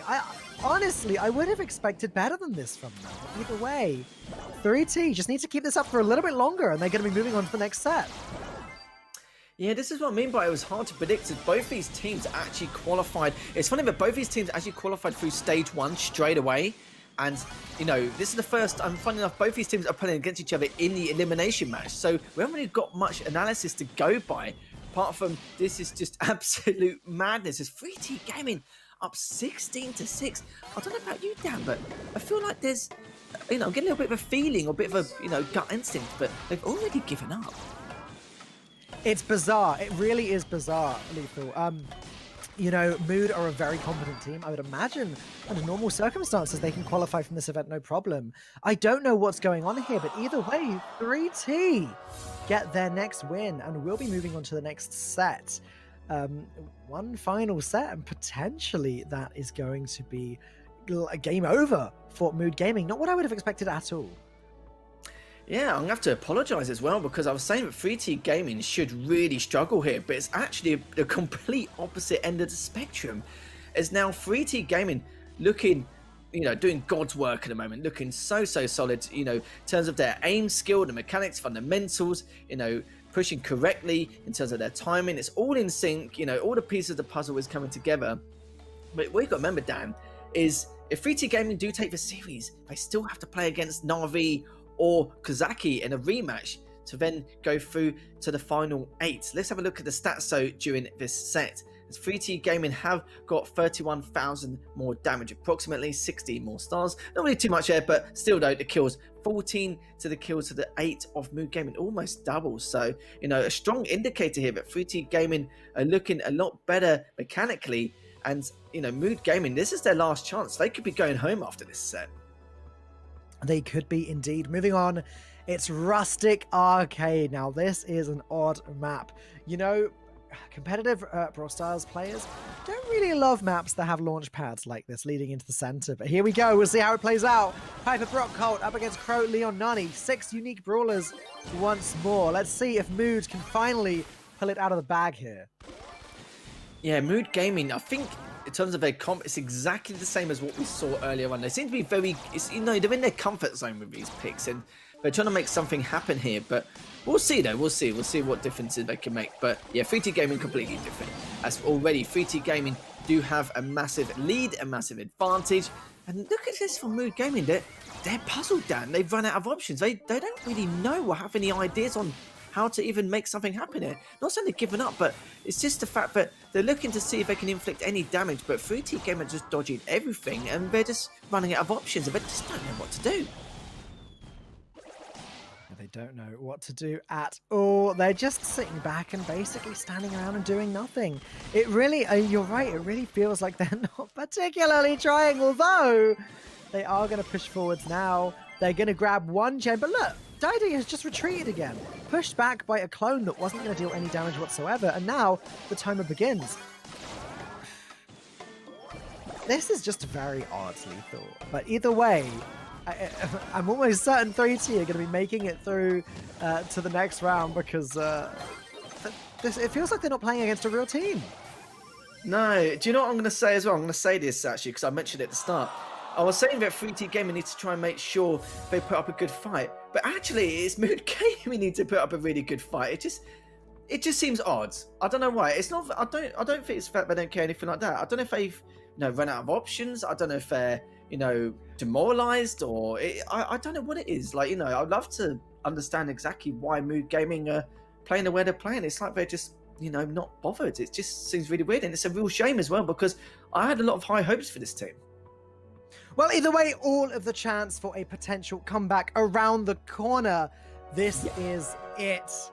Potentially the final game of this match. Here we go. Mortis Piper Bow up against Crow Leon Nani.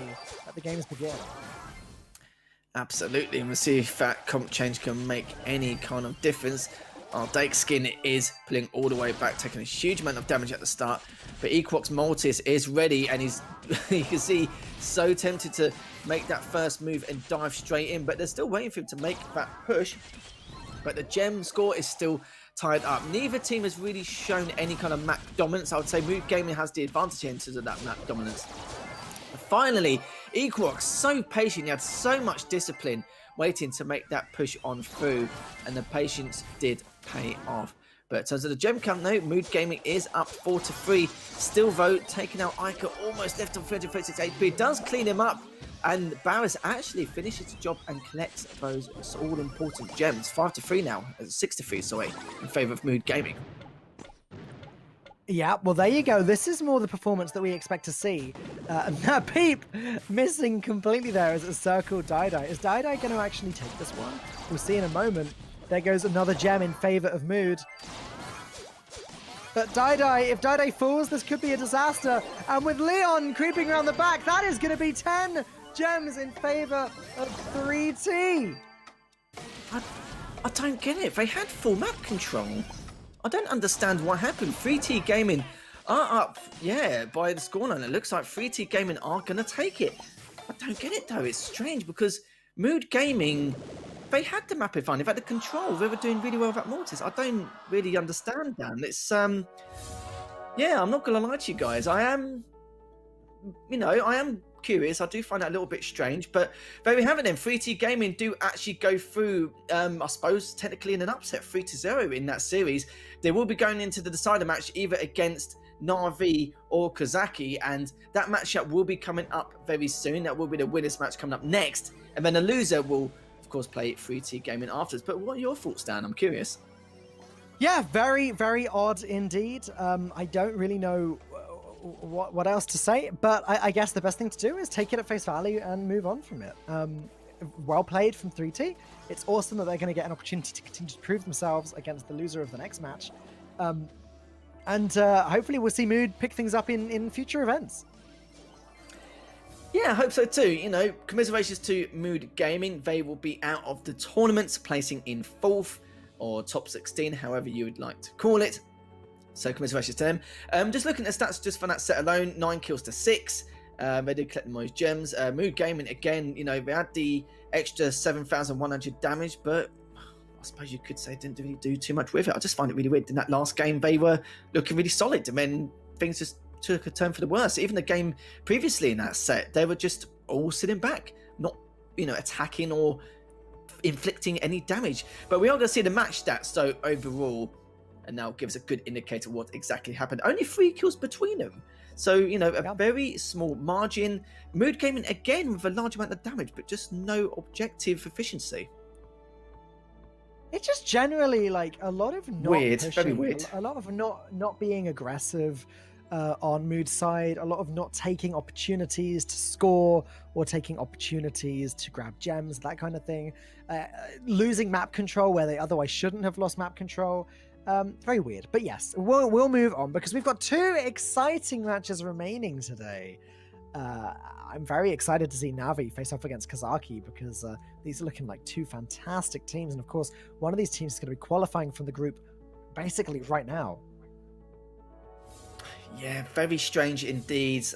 Not too sure really what to say about that, but you know, that's all in the past, Dan. We're just gonna let that go for now as Mood Gaming is not out of the tournament. 3T Gaming survive for another match, and like you said, Dan, our next series is going to be Navi versus Kozaki, but first we can see the highlights of that last series, so see you guys in a few.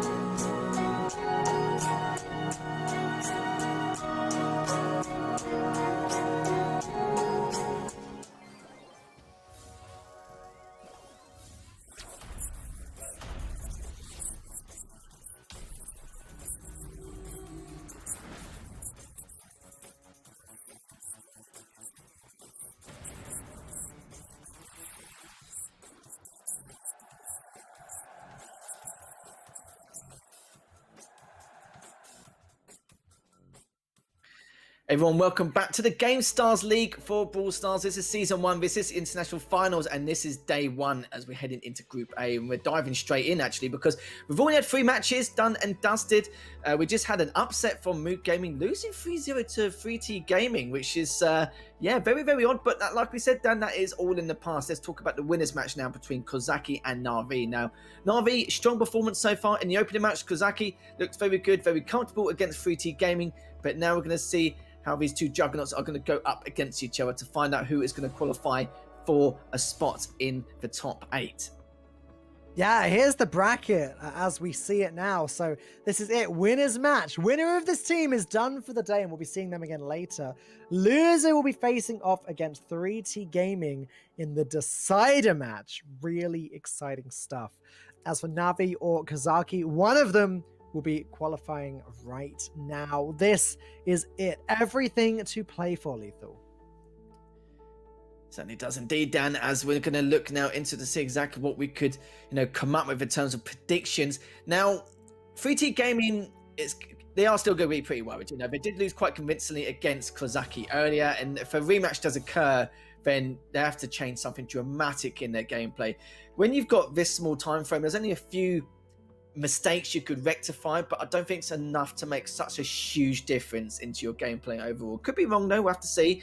We'll have to see how Na'Vi does actually against Kozaki first, because I'm just making the assumption that Kozaki may struggle. They could do, they could not, but Na'Vi, it's a very, very strong team, one of the top teams, in the EU region. I'm sure you know plenty about it, Dan, in terms of the entire squad, because they are a very solid team. Yes, Na'Vi obviously fantastic. Formerly Zero Zone, also a very good team. I just expect great things from them. Them and Mood, I would have expected very great things from today.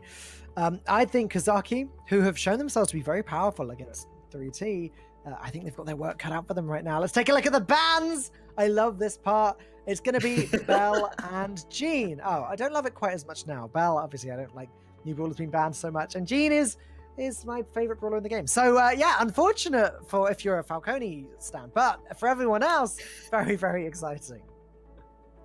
Yeah, we are getting a wide variety here, Dave. These are the normal bands we normally get, Dan, let's be honest. And we're just going to have a look here. There is a lot of consistency across the board with a lot of the popular ballers for MMA and Jason. But look at that go, Dan. BBGs loves his max, doesn't he? Absolutely loves it. As soon as he gets the opportunity to play, he will. And it obviously depends on obviously a lot of the modes they play as well. Sem, pretty consistent across the board. U4O playing the Gene and the Max. And we've seen a lot of Barley and Sandy from X. So pretty standard in terms of the selection of the ballers they select in game. But yeah, BBGs is probably the big one with the Max 13 times. Yeah, well, there you go. Looking at kills and deaths, yep, obviously Jason has done a little bit better than X when you look at them as a percentage. X has the cooler name though, X Dot. Yeah, I think I'm gonna have to. Yeah, let's just go by names, Dan. Because we like his name, he's definitely slightly better. But yeah, looking at KD percentile, yeah, it looks like Jason does edge him by a small margin. Damage and style play, can't go with too much here, as they have played a little bit more. But I'm very excited to see how these two logheads go up. Go on. I was about to say, I wish I could shorten my name to the first letter of my name and then a dot, but then I realized my name would be F Dot. And there's already a Brawl Stars caster called F Dot. Oh, really? I didn't know that. F Dot is an American caster that casts the NA regions of the Brawl Stars Championship. That's just so I can't. I had no idea. Anyways, with Bounty on Open Plaza, we're moving on to Hot Zone on Split, a very nice Hot Zone map, and then Gem Grab in Snake Shop. So that's going to be very cool. Obviously, there's a potential to get to set 4, set stage, set 5, Heist on Kaboom Canyon, but that's only a maybe, depending on how the first few sets go. I'm going to make a prediction right now, Lethal. I reckon Na'Vi are going to smash this one. I completely agree, and it's nice to see a little bit of Hot Zone as well. We haven't had that yet, so it's nice to see a little bit of everything. And yeah, I completely agree. Na'Vi, they should take this 3-0 or 3-1 in terms of prediction. Kozaki's good, but not great. They've done very well so far up to this moment, and if they drop, they have to play, they can probably deal with 3T gaming without a problem. But Kozaki, think about it from their standpoint. They're probably making the assumption that, yeah, they could probably beat 3T gaming, but how on earth are they going to take the Na'Vi on Mood Gaming? But Mood Gaming isn't in the tournament anymore. They've been knocked out already. So Kozaki must be scratching and thinking, my goodness, actually, we can slide into the top 8 here. Yeah, I mean, it's definitely possible. In fact, Kozaki are in a good spot here, because even if they lose against Na'Vi, worst case scenario, they lose against Na'Vi, they just have to beat 3T again. And we've seen them beat 3T once already today. They know they can do it. It would have to be a real disaster for Kozaki to not qualify. But Na'Vi, I think, is in a great spot.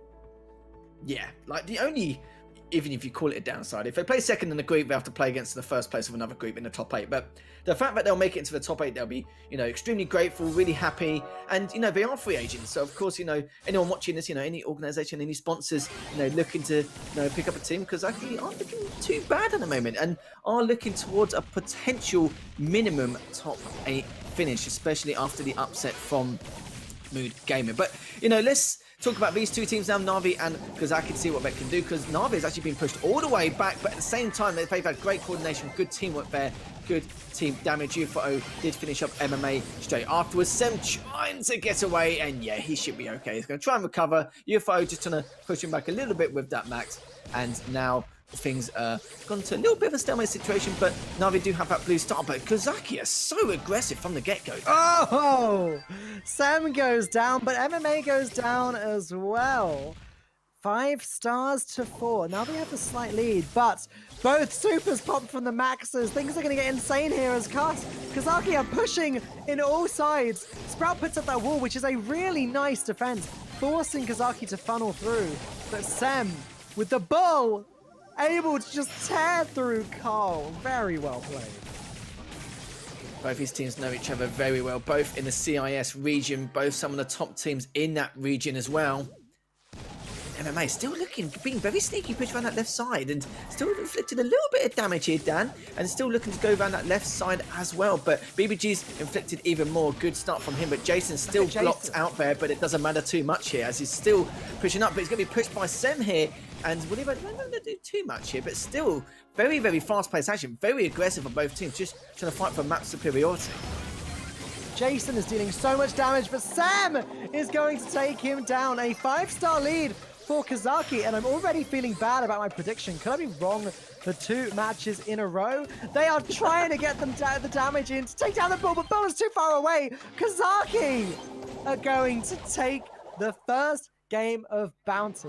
Not at all what I expected, but a very exciting game. Do you know, I think some of the players with the best personalities I've seen is like MMA and U4O.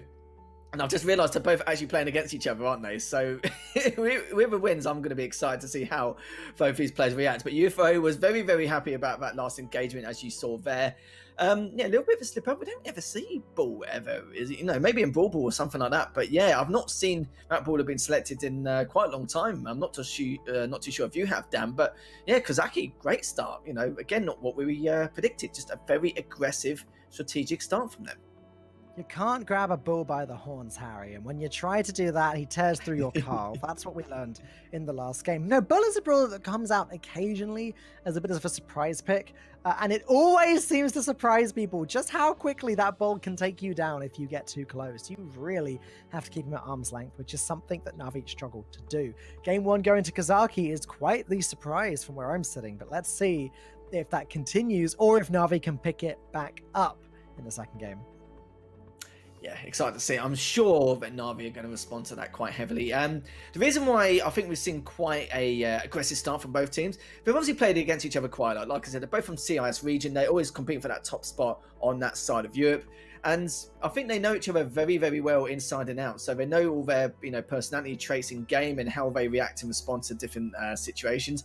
So yeah, of course they know each other very, very well. They've had lots of scrims with each other as well. And yeah, I'm just glad that I get to see both U4O and MMA have a little bit of banter with the camps as well. But yeah, like you said, it is only the first game. It's still the first set. And I'm just interested to see how Na'Vi responds. I'm sure they will, quite hard from what we've seen. But Bounty can be a little bit of a coin flip sometimes.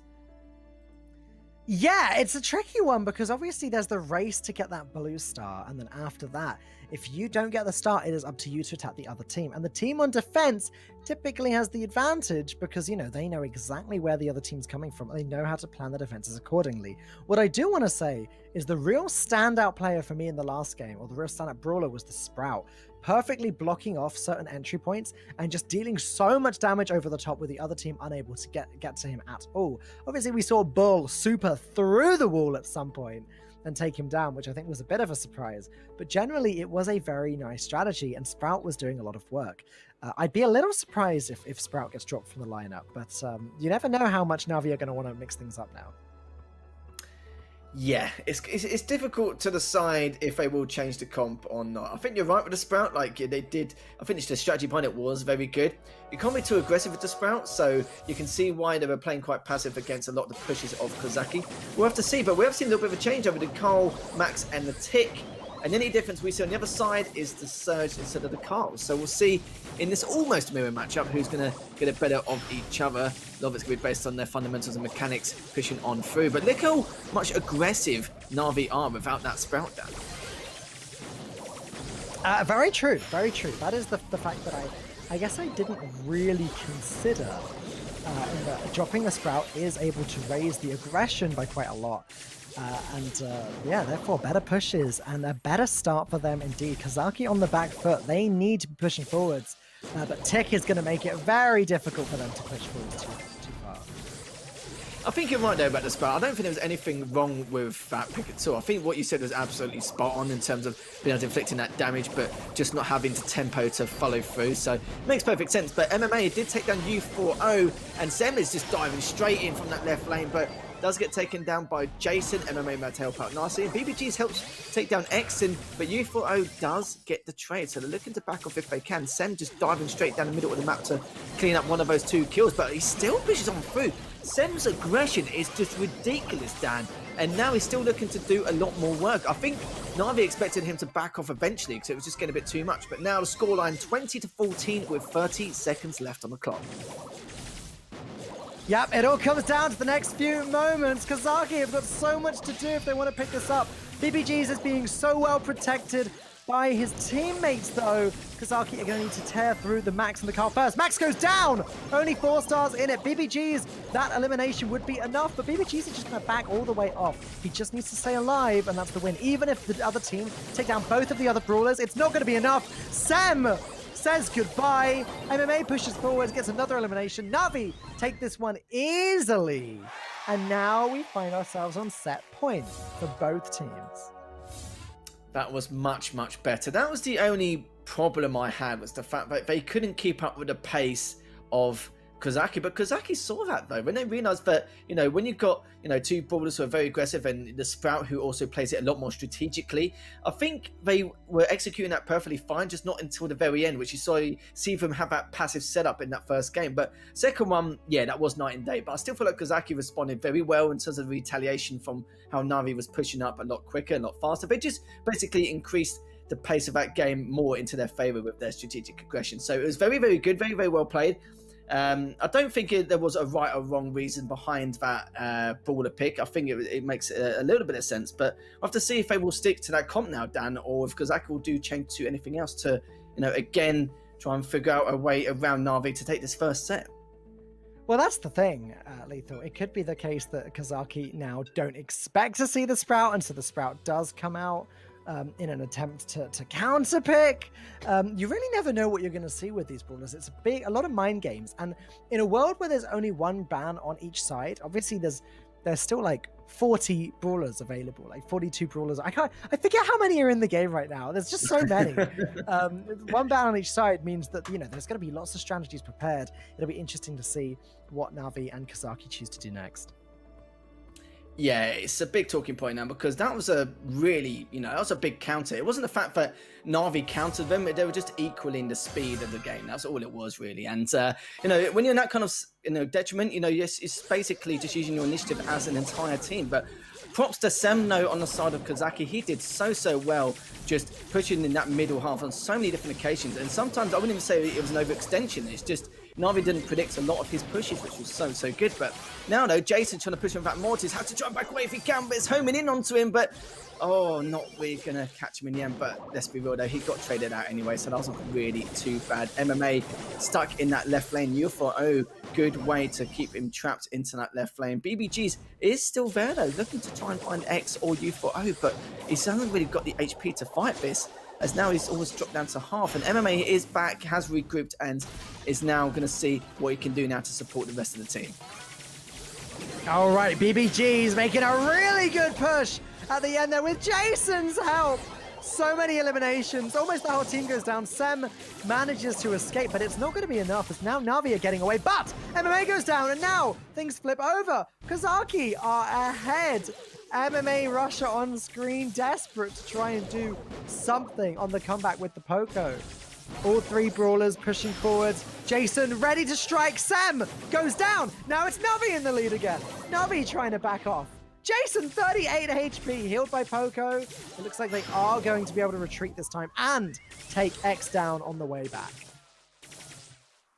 This is just ridiculous. 10-7 now in favor of Na'Vi. 30 seconds left as X has managed to regroup with Sem and U4O. But they need to be careful with Sem though. He's the one who tries to be the first one. You know, he's the one who's first in, first out to try and make something happen in terms of being the true indicator of taking some of these players down. And look how much he's about to dive straight in. Doesn't take down Jason in the end, but tries to actually take down BBGs instead. MMA takes down X, and surely this is going to be enough. MMA only left on 8 HP, but as I say that, though, is actually taking down MMA, and they're looking to try and get out BBGs if he can, but Jason does try and stop the situation from happening. But 14-13 in favor of Na'Vi. What a close, not even a close game, just a close set overall.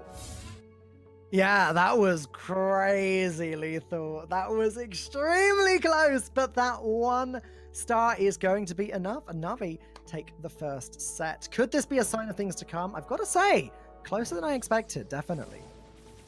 Yeah, I'm going to completely agree with you on that one. Just due to the fact that we thought, okay, Na'Vi, with their experience there, it's going to be not one-sided, but, you know, it's going to be a lot tougher for Kozaki just overall. But, yeah, they could be pretty pleased about that, but at the same time, they're going to be signing a, you know, thing of relief here, because I don't think they expected Kozaki to come out the gates or come out the woodwork so strong from what we've seen in it previously at the time. But yeah, a few changes, a few mistakes which have been rectified, looked much better. MMA getting caught off guard right at the very end to be taken down, but in the end, Na'Vi just managed to survive. But that was just a game of bouncy, and I'm looking forward to see what other modes and maps and what, you know, what situations occur and what the outcome is going to be. Very excited for the next couple of sets in the series. Yeah, Bounty tends to be the slower of the various sets available, you know. Things are going to escalate into a madness. I believe it's Hot Zone. Well, in terms of, like, you know, the thing is with Bounty is that you always hit time. There's no win condition other than time runs out and then it's whoever's ahead, you know. Whereas moving on to Hot Zone, these games tend to be extremely fast as these zones fill up very, very quickly. And we'll have to see what the result is. We're going to be Hot Zone on Split, which is a classic Hot Zone game mode. Hot Zone map, rather. Very good brawlers include Rico, Ruffs, because they can bounce their projectiles around those vital corners. Surge is very great for the ability to teleport through. Jackies, Ricos, and Ticks are good as well. Obviously, throwers, being able to throw over that huge clump of walls in the middle. Jackie, very good for getting up close and personal. There's a lot of ways you can go with Split. It's a very exciting Hot Zone map for sure. You are right there. You're on the money there, Dan, 100%. Normally, Bounty is normally really slow. It's just really funny to see a complete opposite end of pace in comparison. But I enjoyed it, though. It makes a nice change not seeing so many stalemate situations. But you are right there. You know, this is a very competitive map of Hot Zone. And it's going to be exciting to see exactly what the outcome is going to be. But already the structure in the middle has been taken down. Jason looking to go for that left zone. But MMA playing a little bit greedy here, going for both zones here, but rightly so. Look at the damage counter on UFO and Sem. They've taken a huge amount, but X trying to survive with that Pam, trying to take all the damage, but Sem does clean up Jason. Already a nice advantage here for Na'Vi, but now Kozaki getting a lot better in terms of the map control, and now keeping the rest of the players at Na'Vi at bay. Yeah, I mean, Pam is a great way to go. Interesting place of the healing turret there. It was just going to get wiped out because it was in front of the wall, not behind it. But, yeah, X goes down, and BBGs and Jason doing a great job of holding that left zone. Meanwhile, Surge and Barley on the right zone, they're holding onto that. What often happens in Hot Zone is that each team gets one zone completely finished, and then it's the battle for the second one. But Na'Vi are doing a great job again of holding both. Yeah, indeed. Jason has rejoined the fray, but what are they going to be able to do here? They certainly have overtaken now and in the lead by 10%. X back into the left zone with that Pam. Hasn't got the healing option as of yet, but keeping BBG's back, and Nufo has joined him now, and this is ridiculous. Look at the percentage now, Dan. It's so close between the two, and now Kozaki's going to be able to take this. Yes, they do. Nufo, let's say, thoroughly enjoying himself at the very end as momentum goes and definitely swings in their favor. Kozaki wins game 1 of set 2. That was so back and forth, Lethal. That was crazy, but in the end, It didn't even matter as Navi were going to lose the first point to Kazaki. Interesting. This could be our first match that goes to set 4 at this rate. If Kazaki can win one more game, we might actually see a set 4 today. Navi seem to really have met their match here with Kazaki. Yeah, and I think 3T Gaming are going to be worried a little bit watching this series, how close it's going to be, considering they've got to play against one of these teams in the series later on in the decider match. But yeah, Kazaki just looking fresh, looking very good, but it doesn't seem like, they're worried in the slightest that, their mentality is not, down the toilet in any way either. They reset their mindset perfectly well. And yeah, Ufaro, you can see from the excitement there, he's chuffed about that, Dan. But you're right, though, it's so close. You can't really tell these two teams apart. No, which is surprising because, again, Navi is the team that I sort of, I know better out of the two. And I naturally, because of the egotistical caster that I am, assume the team I know better is going to be the better team. But alas, clearly today we've been proven wrong on a couple of occasions, at least in these head-to-head matches.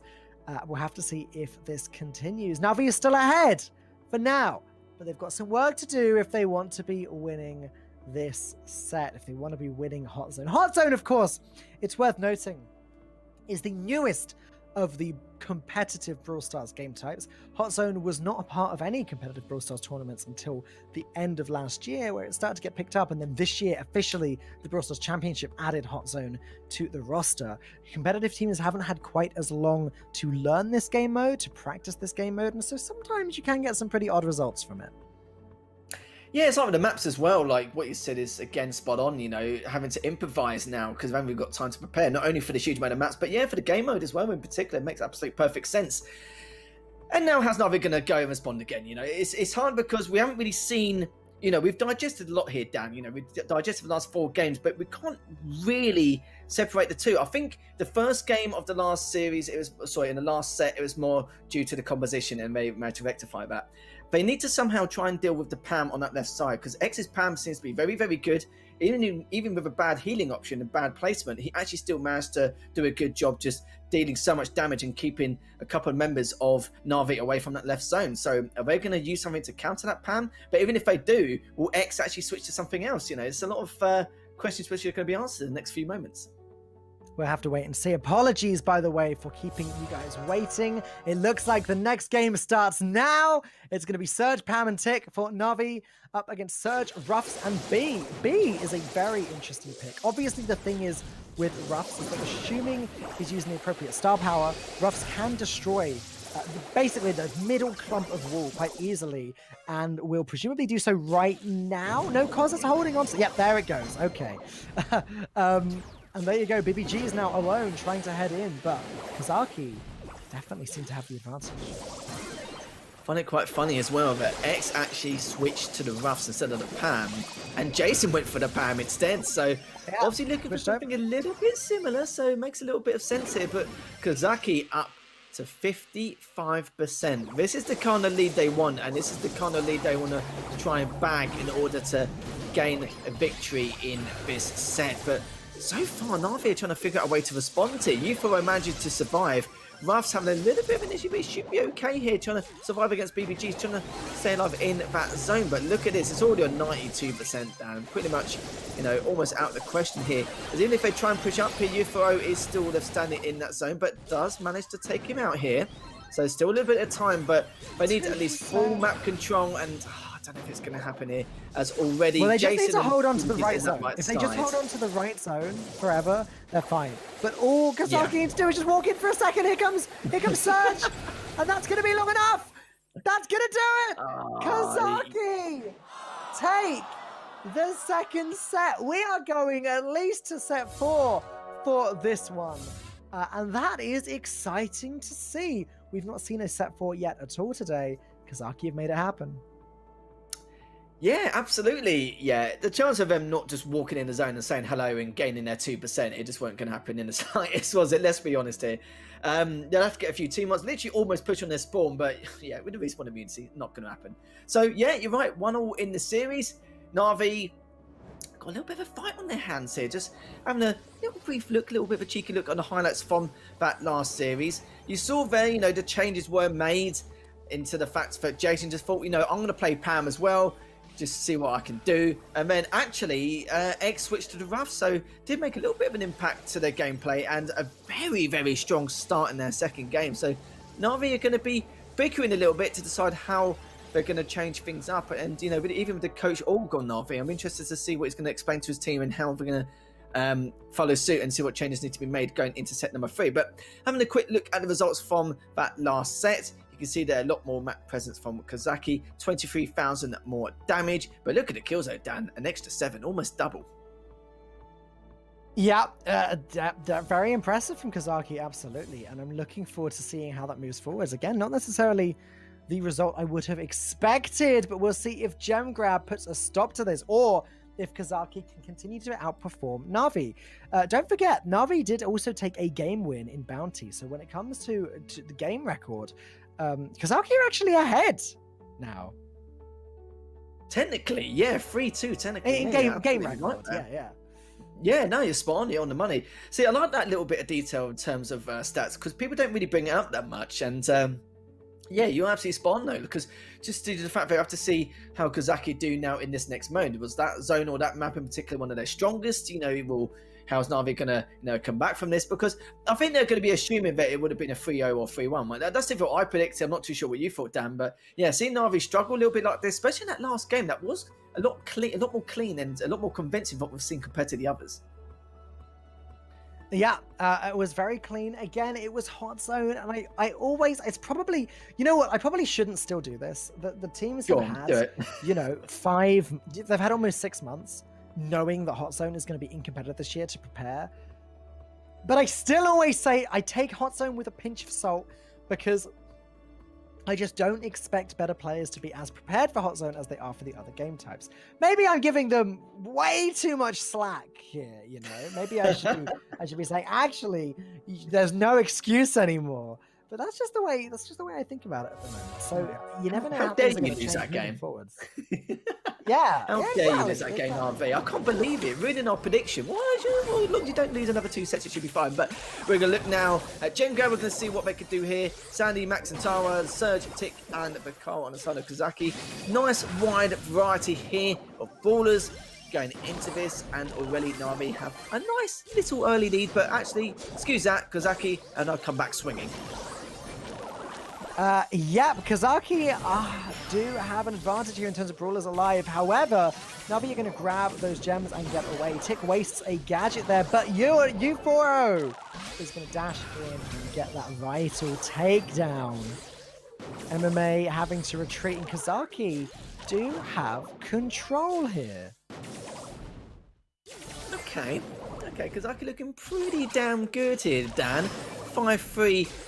With the lead in terms of gems, and they have the map control as well. But look at this, as BBGs is pushed all the way up the top to that left side, but Sem's like, no, actually I'm the one who's the main aggressor here. And you've seen how many times Sem has overextended and got away with it. So I think he was a little bit flabbergasted that someone did the exact same movement as what he normally does in terms of predictability. But BBG's still trying to push from that south side, trying to be a little bit of a nuisance to Sem. Has done a little bit of damage here, so it's not really done too bad. Jason's going to be able to clean it up here. Actually, Na'Vi takes down Sem, excuse me. MMA took down Sem, but got traded off by U4O. But still, Kozaki up 9-2 here, Dan, looking pretty solid. They are indeed. They are looking very good at the moment. Are Na'Vi going to be able to keep control of the center? That is the question. And we're about to find out. 15 seconds, 14, 13. No time for Na'Vi. Oh, dearie me. Kozaki playing this so well, but BBG's push up on that right lane. MMA and Jason is going to push up with him as well, but you might be able to take him down. He's up on 2,500 HP. They don't take him down. They went for the right players, but yeah, they just had too much HP, not enough DPS to push in with. And there we have it. Kozaki actually managed to crack on there, no problem. Don't mind the fact that I've switched camera angles. I had a technical difficulty, but thankfully, literally had a second camera ready to go. So just panic fix the situation there. Just ignore my backdrop change. Genuinely just a little hot fix, but we're good to go. Incredible performance, though, from Kozaki. They are just continuing to dominate. This is not what I think either of us expected, but Na'Vi should be sweating now, Lethal. I don't know what I expected more. The fact that Kozaki have actually caused another upset in that game, or your camera changed. I don't know why, but that absolutely shocked me then. But yeah, don't worry, Dan. We can still see your beautiful face. Don't you worry about that. But, yeah. Kozaki just looking really, really good, really solid. And Na'Vi, like, it's getting to a point in it where it's just more momentum based, because they both have similar styles of play, and Kozaki have really increased the tempo, but the map control was solid. And I respect Na'Vi, and especially for BBGs, doing that massive flank up onto the left lane to the north side, to then just to be a bit of a pain, because sometimes it takes a couple of players to have to pull your entire team back to sort out one player. I mean, it's just give map control so easy to Na'Vi, but Sem realised that straight away. Sem probably knew that just due to the fact that that's the kind of plays he normally makes quite a lot, and it's annoying because he makes the kind of plays that he just should not get away with, even a disadvantageous situation. But he does. Hate players like that. But it just shows how much skill he has as an individual player. But yeah, Kozaki looking very, very solid. I don't think anyone did predict this in the slightest. And this is why they are two of the biggest regions in the CIS region. I told you to stop it, mate. I need to. I'm cursing. Better team. Well, here we go. It's going to be Mr. P, Surge, and Carl up against Surge, Tick, and Tara. The throw is really starting to come out to play now, with Mr. P making this appearance. And look at all of this breaking loose. It looks like Kozaki are going to have control of the center. They do find the elimination on Mr. P. It's only Carl and Surge now alive to stop them, but Surge finds Tick. And this could honestly go either way. It certainly could, as BBG does get taken down. He tries to go for that huge flank again. Jason takes down U4O, so this is a bit better from Na'Vi. I say a bit, but not enough to swing the tides here. But then again, they are up 7-0 in terms of gems, so this is a lot better from Na'Vi. But are they going to be able to hold this lead? As Sem being sneaky, trying to push around that left side, but I think he may get taken down. No, he does not. The rest of his team give him a helping hand. Now she'll be able to clean up nicely. Sem does finish up that turret. And MMA now just pushing through into that middle. Jason flanking quite deep onto that right side, and the gem count's almost the same. Well, not at the moment, it's not. Na'Vi have a hefty lead. They find the takedown on Surge, and they only need one more gem. But Kozaki seem to have control of the center. Jason is going for it, but X times the tick gadget to stay alive for a little bit. But look at this. Those gems just lying around the right side. MMA is pushing up to try and prevent anyone from Kozaki from getting to it. And now, it's like Na'Vi are going to scoop up those gems, but it's just enough. Oh, that's ridiculous. And Na'Vi, they may have to lead, but what kind of push are we going to see from Kozaki? Two of the players have taken a huge amount of damage already. They're trying to recover, but it's going to be good timing for the push. So pushing all the way down. Still a few seconds left. Can they take that BBGs? He's so weak. Actually, he missed in a dear moment, literally by half a second, actually taking him down. This is fine, Lethal, because now, if Tick can keep control of the center, as soon as the next gem spawns, that's going to reset the timer. Tick just needs to stay put, and there it is. Timer is reset. It is 10-10. Oh my goodness, U4O's almost getting cleaned up. He's trying to pull back, but so is Jason. But Kozaki's going to be one who actually finishes it, but all the gems are still laying there. They need to push up and actually stop them from actually resetting the counter, and they have done. Now it's gone back to Na'Vi now with the counter, but they know that they need to try and take these gems back off him. Jason with his huge play just grabs a few down and is going to pull all the way back, but all focus is on Jason on that bottom middle side. U4O going for that flank on the right. Spinning fingers, so MMA is with him on the counter attack, but X is looking to see if he can take him down if he can, but not with the tick. And my goodness, Dan, Na'Vi just barely from the skin of her teeth managed to win that, and now we're all tied up in this set again. This is the closest match of the night, Lethal, and it isn't even close. Astonishing performances from both sides. That game of gem grab was wild. It really was. He could have made that if he tried, and I think this will be the closest series of the night, just hands down from what we've seen. We saw some good plays, like, you saw at the end, Jason with those 16 gems. MMA came in for the support straight away, but The problem is, you know, if you've got a tick close range, let's be real, you're not going to do anything. That's pretty much, you know, you're pretty much done for. The only thing that you can do is tank damage so your teammate can then follow through and then inflict some more DPS. But yeah, it just wasn't going to happen. But very, very back and forth. We can't tell both these teams apart. Kozaki did a really good try there, but Jason managed to make a great overextension on that right lane to collect the rest of those gems and just fall all the way back, and they just lost the numbers game. Both of these teams want to qualify so badly, Lethal. And they're both so close as well, evenly matched, one set each, one game each into the next set. But which team is going to take it? This next game really, really matters. It really does. And I can't really predict what's going to happen anymore, because this is the thing. It's not like a 70-30 favour for either of these teams. It's like 55-45. I can't really tell the difference. It's very, very situational. I think every second in either set, game or mode is going to be decisive. And the smallest mistakes can create the biggest impacts. And not saying I feel bad for not being able to make a prediction, but, you know, this is what I love about it, because we can't really tell the two apart. I did feel like that Na'Vi, it should be a little bit more one-sided, but maybe because they've both played against each other so much in the CIS region, but they know each other oh so well in terms of their character traits and, you know, their pick options and how they do on each map. It's why, you know, it is so close. Or maybe because we haven't seen all the competitive maps, it could be another reason. There's so many questions that, you know, need to be asked. But the fact that we're getting another game free and it could go either way, but, you know, I could be happier here. Yeah, absolutely. I completely agree. Gem grab on Snake Shop is going to continue any moment now. Only one of these teams will be champion of Gem grab. Which team is it going to be? I'm very keen to find out. Na'Vi and Kozaki, both so evenly matched, surprisingly evenly matched. And honestly, Lethal, both of these teams deserve this, and they're both clearly very desperate to qualify. Of course, it's possible that both teams do qualify if one team wins this and then the other team beats 3T later on. But for now, they don't want to have to fight 3T. They want to get through now without having to go through that risk. I'm just trying to think, like, just more in depth what could be occurring. I kind of don't feel like either team... I think fundamentally they're both as good as each other, but I just feel like Na'Vi, the odd occasion, I know they've both got a player in each team where they like to be the game changer. As for example, you know, BBGs like to take a huge risk, but then again, so does Sem.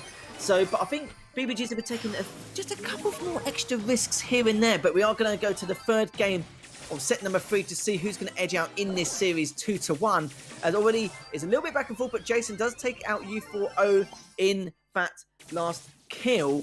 And look at this, look at the coordination of Kozaki. They're going straight in, no holds barred, already inflicting quite a bit of damage, but it looks like Na'Vi was actually quite prepared for it, but BBG just trying to back away, but U4O does actually clean him up, but MMA gets the trade. And now the gems are in favour of Na'Vi, 5-1, and looks like Sem almost got took down. Yeah, it's really close. Kozaki's slightly better control over the center. I'd say Sam charges in his bull, but is having to retreat. It does able to take out BBGs, and of course, with only Rosa alive, Na'Vi are having to sort of retreat there. Jason tries to charge up that super while taking down Poco in the process. One big super from Jason could change the game here, as these are 3 quite close-range brawlers, and obviously that masking their position could be really helpful. X just about stays alive with the super, but Jason finishes the job, and now here is the super I was talking about, and there are the 10 gems sorted. MMA just needs to stay alive. Oh, look at this, though. They're trying to make a very sneaky but early push just to delay, not the inevitable, but it could have been if they were both taken down. But MMA just going to realise that Sem's actually right next to him with that ball. He's trying to get away if he can. He should be able to. Yeah, they should be fine. Not a problem. He's got way too much HP for him to deal with, even with that ball. Even if he used his super and actually shot him 3 times close range, he would have been okay. Would have been fun. But Na'Vi, very clean, a lot more different in comparison. I do feel like after that game, it just shows that Na'Vi's adaptability seems to be improving as the series goes on. But now, though, Kozaki are down 2-1 in the series. But, Dan, that was a brilliant, brilliant game of Gem Grab. You know, it's been a while since I've seen a series like that. Oh, fantastic. I always say that when games of Gem Grab get that close, where you're literally in the enemy spawn taking them down, that's always the most exciting game of Gem Grab to me, where you're tied up 10 gems apiece. Yeah, beautiful stuff. But Na'Vi, we're going to take it down in the end, which means we are moving on to set 4. Potentially the final set of this match if Na'Vi can take it down. but that is a big if, as Kozaki have really been showing themselves to be a force to be reckoned with today. And you can see how much it means to these players. Like, after every death, U4O is hands in his face as though he's just lost a grand final, and they've both as much as they can. But so they should be. Okay. So they should be. I want to see this emotion. Exactly, because this is huge, Dan. You know, this is the top 8, but just very quickly looking at the set result, you know, Kozaki actually had 9 more kills, which is a little bit surprising. I need a little bit more damage down, but still though, Na'Vi with a little bit better objective efficiency. Yeah, absolutely. It's very, very close, but we're going to move on to Brawl Ball on center stage. Now, I just need to take one little glance at center stage, Lethal, and I see a lot of grass, a lot of bushes, and you know what that means? That means Rosa, that means Tara, 2 brawlers that come in very, very strong here. Close range brawlers also shine on center stage. This could be a wild set. Yeah, we've seen a fair amount of Roses in our time, especially today. But set the stage on Brawl Ball. Should be a good one. I want to see what Na'Vi can do. This, you know, this is their match set, technically. You know, they could take this, go into the top 8. They'll be happy as Larry. No problem. All good. Everything's good in the world. Kozaki, you know, I think this is the thing. Both these teams have no pressure because they know that in the decider match, there's a good chance they should be able to settle for top 8 and go into the elimination bracket. Depends on what seed they want, first or second in the group. It actually makes a massive difference considering the teams they are up against. But let's not talk about that anymore. Set 4, game 1. Between these 2 juggernauts, and we're going to see what they can do here. And UFO is already pushing straight in and gets the first goal already, Dan. I blinked and missed that, but Max, Rosa, and Tara are going to be zooming forwards to try and get some revenge. Rosa pops a gadget. They're slowing down Navi's team. U4O dashes forwards, is going to retreat just in the nick of time. Jason is staying just out of range of the Sandy, but look, that ball is heading back towards Navi's goal. This could be a disaster for Navi. Certainly could be indeed. BBG's pretending to push up on that ball, and Sem actually fell for it partially, partially, as BBG's now pushing on that right lane again. Good fake out from him. Looking to try and push in and try and be intercepted by Sem, but look how quick off the mark. He's just absolutely trying to do his best to abuse that respawn immunity, but it doesn't matter. MMA puts that in beautifully, and there's now tying things up 1-all. All right, well, that is exactly what Na'Vi wanted to see. And it's all going to come down to the next minute of gameplay here. MMA, super ready, takes the dash from Max and is going to destroy Sem. He pops the next super against X. Is it going to be enough? Yes, it is. Jason with the ball passes forward. The whole of Kozaki are dead. Do they have time to score?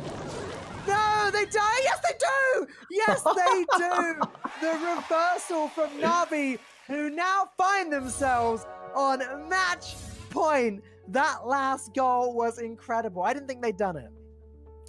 If Na'Vi wins this 3-1, the scoreline does not show what we've witnessed so far throughout the entire course of the series.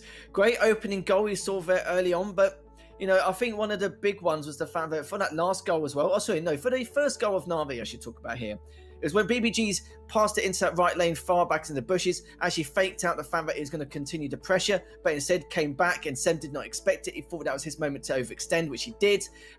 Sem did make the right play, but it was 50-50. He didn't know that BBG's was going to continue on push. Sorry, was actually going to come back from that. He decided to push it on forward. But yeah, he did come back, helped the rest of his team. So he was in the numbers game 3v1, and then it's just 3v2, and he's able to push him beautifully as MMA was able to score that. So, you know, that one small play made all the difference for that first goal. And the second goal, again, good team wipe. It was great from Na'Vi. What we, expected before even the match begun. Yeah, I mean, I wouldn't say that anything today has really gone the way that I've expected it, Lethal. But No. what I do know is that we are now on match point. If Na'Vi take this next game, they will be qualifying to the finals of this tournament. How huge is that, Lethal? It's massive. To say that, you've managed to, bag top 8 in Europe and the MENA region. It's like a massive, massive thing. And I think for Kozaki, it's going to mean a lot more to them if they do actually make it to the top 8, because, they are free agents at the end of the day. And like I said before, any organizations, anything like that who are after a team, this is a team you could potentially pick up, because if you're a free agent, that's going to be huge for you, because, any kind of decent or top placements is going to help you out massively. So it makes a little bit of sense. But it's still early days as of yet. We haven't even got to decide the match yet. We're still in a winners match here, but Na'Vi are looking very impressive, looking very good. But Kozaki aren't making it easy for them, as we are going to go to the second game of set number 4, and it is match point for Na'Vi.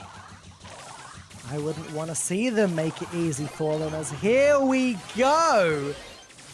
Uforo going to grab the ball, pass it to Sam, and this could already be a goal. But no, MMA in the way. Tara can deal enough damage very quickly and wipe that push out. We reset. The ball is now back in the hands of Na'Vi. That's right, indeed. MMA breezing towards that left lane, trying to take out Uforo, but he will meet up to Sam. Oh, that was a great push there and great attack. And that's every member down. There we go. A nice little attack from Na'Vi. Good first goal, as we're kicking off once again to see who's going to get that early advantage. But neither team want to force out that first mistake. But Sem has been taken out. He was very eager to try and push out and try and make something happen. But Exorcism was taken out as well. But BBGs has to back away, needs to stay alive, and hopefully the rest of his teammates will regroup. And MMA and Jason are on their way. MMA just needs a super, and there it is, pulling X back out of range. Beautifully done. BBGs, though, very weak. Going to pass forward. Jason needs to stay alive, but Jason goes down. MMA trying desperately to defend the goal, but Kozaki looking like this might be going in. No, they lose control of the ball. The respawns have come in. Na'Vi back in the driving seat once more. They're going to realise that and realise that was a big mistake. So they're going to be thinking to themselves, right, they're feeling a little bit nervous here leading up to potentially the last game of the series. MMA takes down Sem. X takes down BBGs. It is going to be back and forth, but Uforo is trying to race back as fast as he can, but it's going to be way too little too late. And Jason manages to score it for Na'Vi and also win the series 3-1. That was a great match from both teams, Dan. Oh, it was close, Lethal, but Na'Vi, take it away. Congratulations!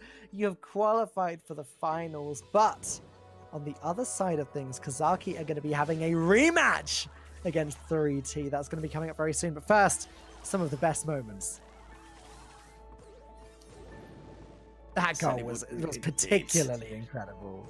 It was. There was so many instances in that game. It went so quick. It's a shame. I would love to see these guys in a best of 11 rather than a best of 5. But I think we got treated quite well, man. I think compared to everything we've seen, we've digested it down. We've kind of inspected what we saw and what we expected, and it was nice to see Kozaki put up a really, really good fight. And it's a shame it did go in the way of Na'Vi for them. But like you said, congratulations to Na'Vi. They are the first team out of potential 8 who will be qualified for the International Finals playoffs. And just looking at the set result, 14 kills to 10, even the damage counter down, like 19,000 damage difference in favour of Na'Vi. But let's have a look at the overall match stats to see exactly what happened overall throughout the entire course of that series. And you can see there, Na'Vi did get outslayed by Kozaki. So Kozaki do have, the elements there to be a great team. Just a little bit of objective work here and there. And 5,000 damage difference in terms of map presence for both these teams. That's how close it was.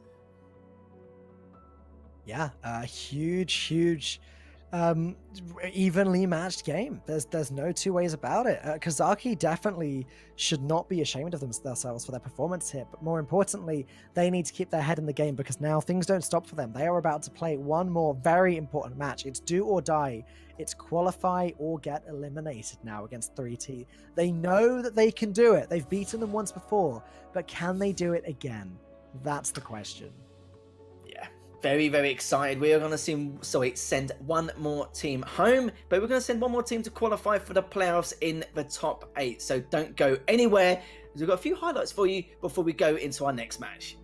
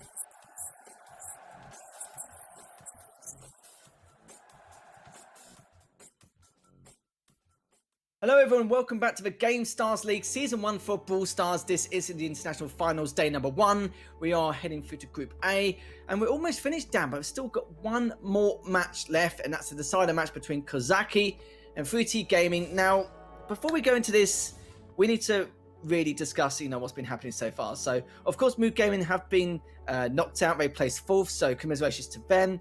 But 3T Gaming have already played Kozaki. They did lose to them 3-0, and I do feel like it was very clean from Kozaki, and I don't know, what 3T Gaming can do here, because it's not that they can make some overnight changes to their gameplay and, try and rectify these so many, a shopping list of mistakes to either, make something happen against Kozaki. But I've seen some weird things in the past, but Kozaki are still looking very solid, and I think they're going to know that if they win this series, top 8 is going to mean so much to them. Yeah, they've shown how powerful they are. They really did stand up against Na'Vi. The first team to take a set against the team that ultimately wins. Very impressive. They took 3T Gaming down earlier. I believe, not that I'm really keen to make a prediction given how good all my predictions have gone so far today, but I believe that we will see the same again. Yeah, I think it's going to be... Yeah, I agree. I think it's going to be the repeat.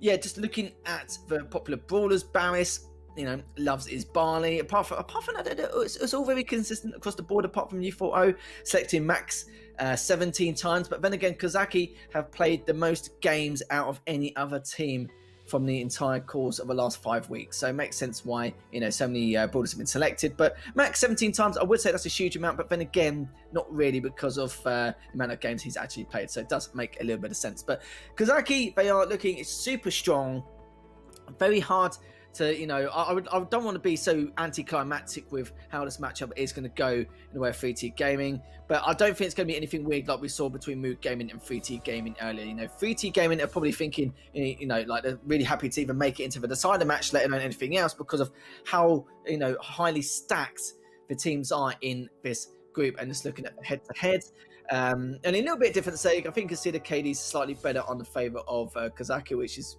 understandable. But let's have a look at the bands. Your personal favourite, Dan. Like to see the bands coming up. Okay, a little bit of difference. Okay, apart from the bell.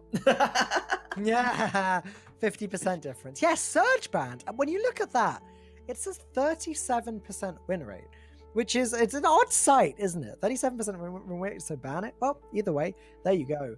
Bell and Surge going to be banned this time, which is a little bit different. We'll see how this shakes out. It's the final match of the day, people. One of these teams is being eliminated.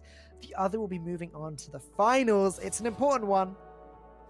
It certainly is indeed, as we're going to go to the maps and modes between these two teams. But actually, do you know what, Dan? Forget the maps and modes. Let's just jump straight in anyway. No mucking about. It's quite a standard. About it. We don't need to see. We can see it on screen anyway. Gene, Sandy, and Max standard comp here for the side of Kozaki. But how are 3T Gaming? Like I said, they lost 3-0 before, but is it going to be a repeat of what we saw earlier on in the day? Super not standard mode when it comes to, or map when it comes to competitive though. Again, teleporters, no pro players' favorite thing. They're not a big fan of the gimmicks. I personally love a good TP play.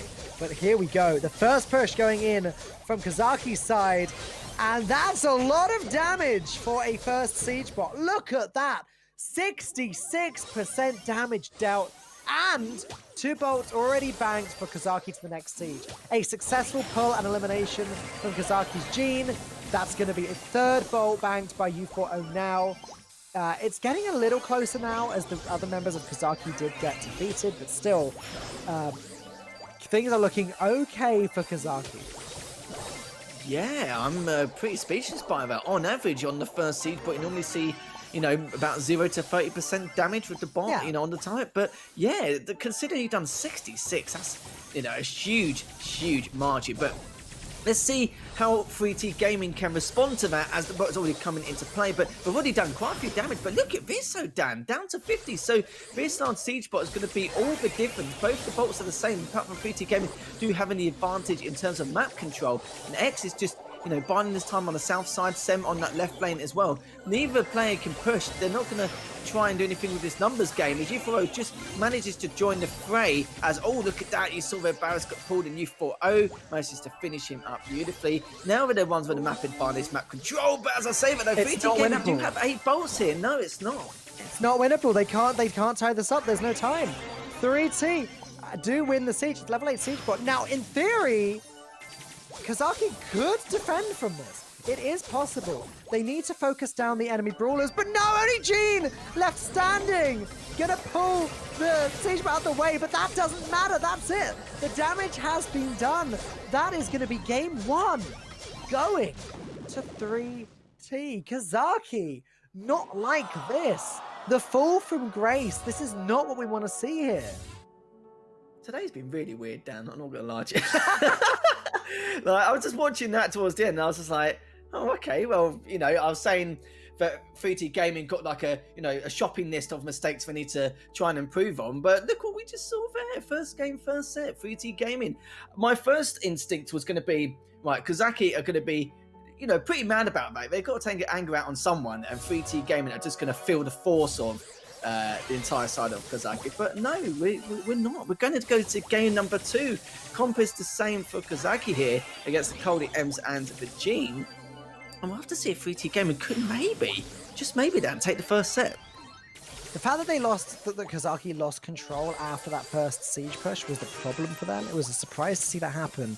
But here we go, level 4 siege bot coming in, and 2 bolts going to be banked towards the next one already. This is a very dominant start from Kazaki, and we see this first push in action. Now again, on siege, typically when you win the first push, you care much more about maintaining control of the mid than taking damage. Maybe they went too far in with the damage last round. This time, they have full control. They are ready for whatever 3T can throw at them. And as we can see, that is 2, 3. That's going to be a 4th bolt about to be banked, and 5 if U4O can grab that one there. Carl's going to dash in and steal it, but still, big advantage for Kazaki. Yeah, this is much, much better. This is what we kind of expected, really. They do get the odd bolt or 2, so that was brilliant stuff there. And we didn't expect that in the slightest. Next bot will come in, though. Will be a level 5 at siege bot, as Barris does get finished up. And we're going to find out what they can do here with this level 5 siege bot. Already taking down 14%, which is pretty average for the first bot. But how well will 3T defend this? As they've already done quite a fair amount of damage, even if they actually manage to do anything. We'll tickle it a little bit down, but not enough. Oh, I think it's still on 80% there. All they really care too much about is keeping control of the mid. They're playing the strategy where they need to win all 3 sieges. Obviously, the other team have the bolt advantage now, but if they can keep control of the map, it's not going to matter. All 3 members of Kazaki are alive for now, but Very X is very weak. This is going to come down to the wire here, Lethal. Certainly will indeed. Back and forth. It's a tied siege, though. That's 3T Gaming, but I think they could get this in. The next battle is going to come down, and they get it, though. They get it by the smallest margin. They've got to do with a level 8 siege bot. They have good up together. Look at this, though. They've actually gone straight for the bot super early. Managed to pull it back, but that's great, though. They can actually respawn and be able to stop it here. Are the respawns going to come in time? Yes, they are, but 94, 92, 89, 86, that's it! That's enough! 3T are going to take the first set against Kazaki. This is definitely a weird day. I thought it was weird just now. I thought, okay, Kazaki will probably respond and win this set. But yeah, 3T Gaming looking very, very good. And I'm sure a lot of the Turkish fans are going to be pretty pleased with this so far, especially with their performance. So, okay, 3T Gaming winning that first set. Kazaki were probably angry, but now they're probably even more angry now considering after all that. But what I predicted was, again, completely wrong. I thought, Kazaki would have to take their anger out on someone after that series against Na'Vi, but 3T Gaming coming out swinging, Dan. Lethal, you gotta learn to expect the unexpected.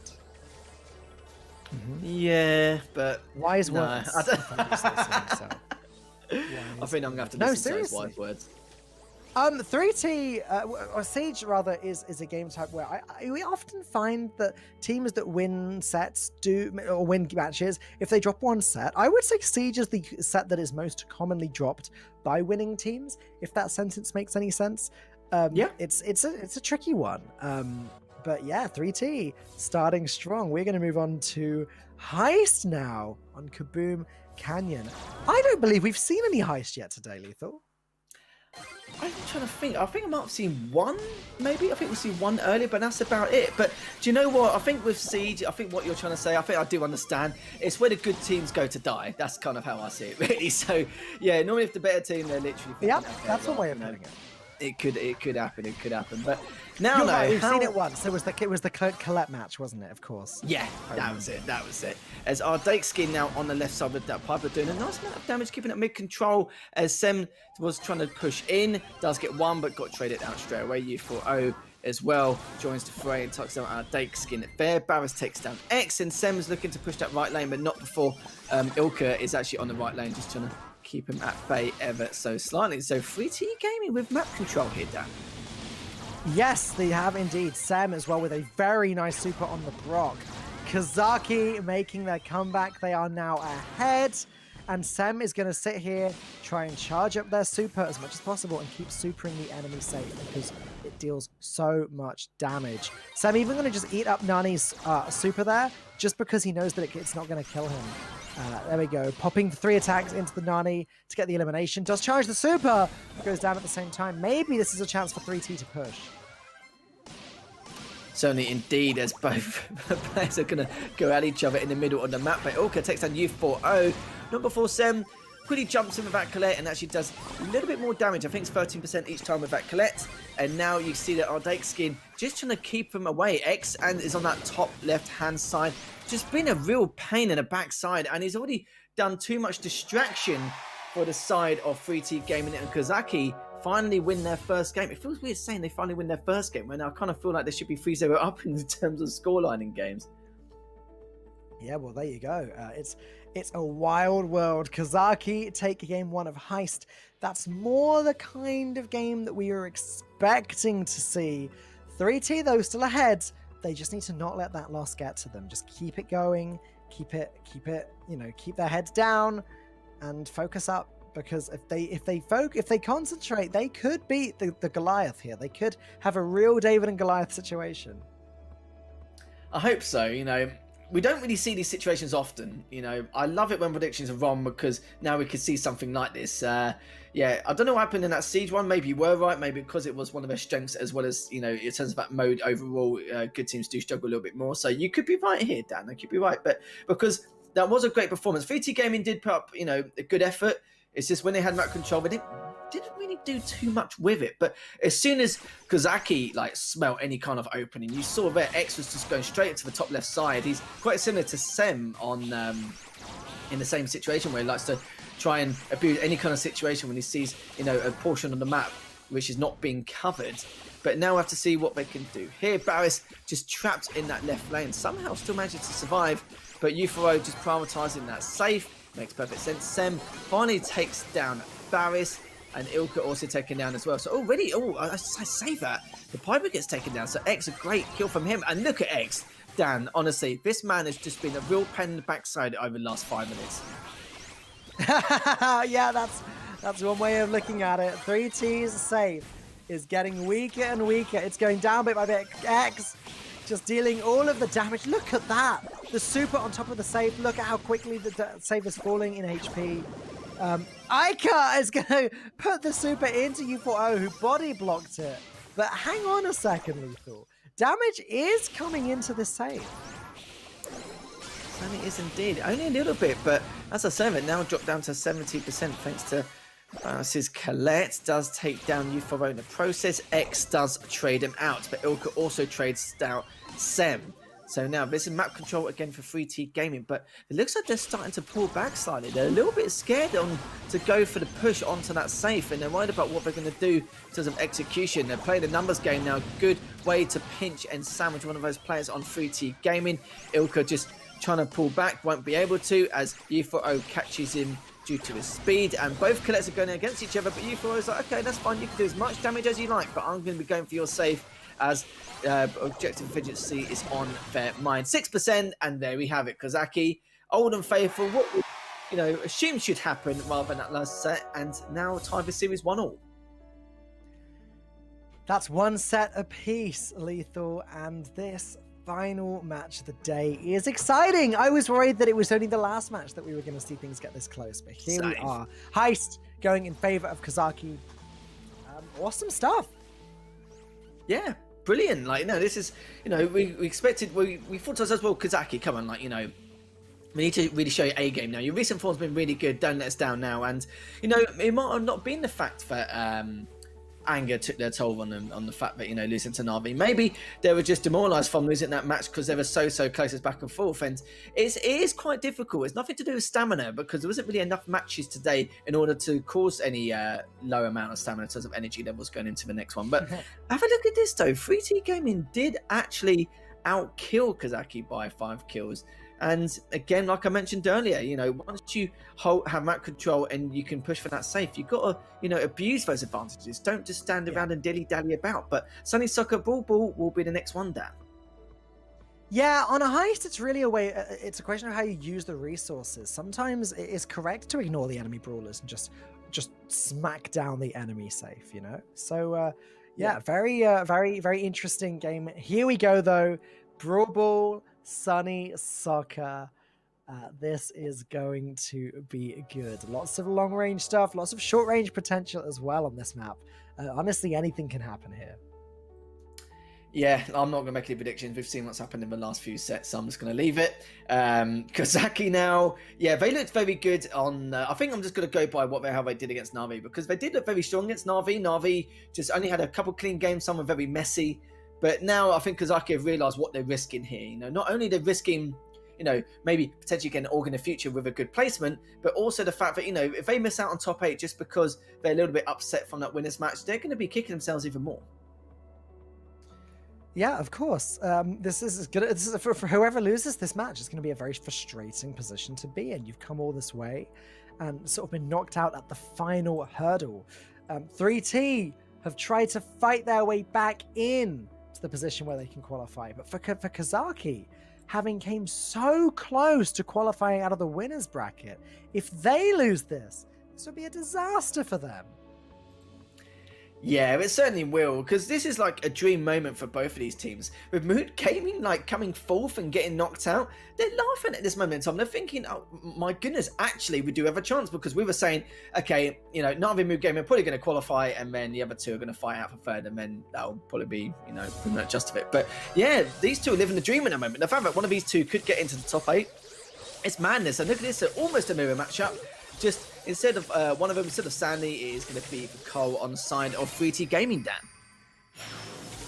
Yeah, but already a very nice push from Kazaki here. And look at this, U4O is going to shoot. It's going to get caught by Cole, but still 3T in a dicey position here. X goes down, though, and it looks like Ard is able to save them for now, but with a super pass, that could be a goal here. That was odd, Lethal. Instead, he just decided to walk into his demise. That was a little bit unexpected for me. I thought MMA and our Dakeskin doing the 1-2 to each other to try and take a shot off was actually quite hilarious. U4O takes out Bounces Max, X takes out our Dakeskin, and now only one left. It is Ilka, and it looks like it should be not fully done yet. Still waiting to push on through, but one team wipe will definitely do this, or maybe a cheeky little shot here and there, we'll have to see. But still, though, just using that structure to back away our Daxkin with that Carl just supers all the way in and does take down U4O, but without getting traded by X straight afterwards. Ilka actually takes down one, Barrows takes down another, and there we have it, as 3T Gaming actually getting the opening goal of the game. Well, I continue to be surprised. Lethal, this is honestly very impressive by 3T. They are giving it their all, and with good reason as well. Sam dodges that gene shot perfectly on the left. A huge dodge by getting behind the box in the right position. But Cos are now really pushing forward. This is kind of their final opportunity to score in this game. And they're going to take it. Here it goes. So close, as if they're all still on the goal line. That was ridiculous. U4O does take down one, though. Center. They will go down. That's it. That's going to be a goal. Oh, brilliant stuff from them. They were waiting for that team wipe for so long throughout this entire game. They had 22 seconds left. finally tie up the scoreline, and 3T Gaming still, looking much better than that last series they played in that opener earlier on. And now 10 seconds left. This is going to go to overtime, but how are they going to go about this? This U4O just pushes all the way in, and from that Gene actually pulling him in. And the ball is still on their side. So even though they have the map control, they still almost out-damaged them, but they haven't got the numbers. They're still waiting for U4O to rejoin the group. And now Ardaxid's still on that left side, trying to stay alive here. And if he loses this, now they've got the numbers. They can just push on straight through, Dan. There's already, you can see now, Barros is trying to do as much damage before they push it in with the ball. Ilka's already taken a huge amount of damage. Are they going to be able to push this? No, they don't, Dan. That looked like it should have been a really easy goal for Kazaki, but it just didn't quite go right. Now 30 seconds on the clock. Could this be a draw? Ard is taking so much damage against the Max, who uses the super. Everyone is pushing now. Max goes down on 3T's side. This is it. Saved. But that's it. Open goal, and Sam. A little bit of BM there. A little bit of BM. Gonna wait. Wait just a moment. I don't mind a little bit of BM here and there. It's all right. It's definitely my cup of tea. I like to see a little bit of banter in there. But yeah, you saw there's just a tad, just a tad. But yes, just a whiff of BM. Just a smidgen. Yeah, just a touch, just a taste. We'll see how our vocabulary goes, because I think my vocabulary's hit a brick wall now, Dan. But good stuff from Kazaki, as now they are match point now finally. Just a smidgen. I've just said that, you see. Oh. Yeah. Just a shake. I'm disappointed in myself. Let's move on. Yeah, we will move on. We'll say I won that round, and we'll just move on. Okay. Cool. Yeah, okay. Big win for Kazaki, though. they need to be winning one more to get their set dominance, to be ahead in this match. But 3T really did put up a good fight again in that game. Yeah, they do say that, all the Turkish people need to try and support them if they can. And, we have seen some support in the chat here and there. We'll have to see if they can continue on. They've definitely impressed us compared to, honestly, their last series. It's just night and day. They looked horrendous in that second series, in the second series of the day. But now it's like someone else has taken over their devices. It's madness, isn't it, Dan? Absolute madness. But I want to see more from them. I want to see them at least bring this back. And there's a lot of elements into their gameplay where they can. There's absolutely no reason to. And, they could be a bit demoralised now after feeling like they should have won that last game. But we'll see. And we're looking at the changes now. And it's now going to be a mirror matchup instead of that Carl. But I feel like they did pretty well with the Carl here. We'll see. As it looks like our Dexter actually switched to the Sandy instead. And already, Kozaki already on the forefront. Yeah, if Sam can get this supercharged and get a pull off here, then this is looking great for him. There we go! The pass to U4O, who dashed in with Max's gadget. This is a great start for Kaz.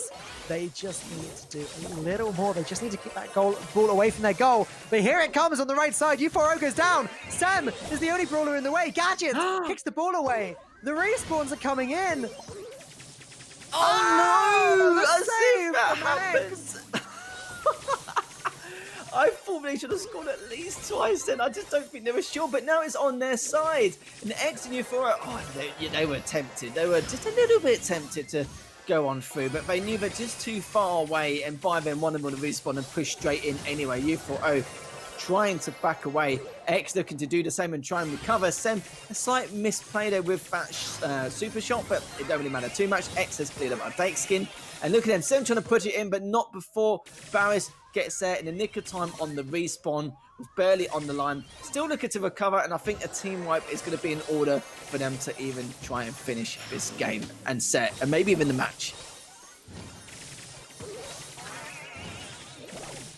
Okay, well, there you go. Eliminations all on the side of Kazaki, and now 3T are pushing down. They've got 45 seconds in order to get this ball in, but they've got their work cut out for them. U4O is going to pop the super and just move around, get all slippery. Sam pushing forwards.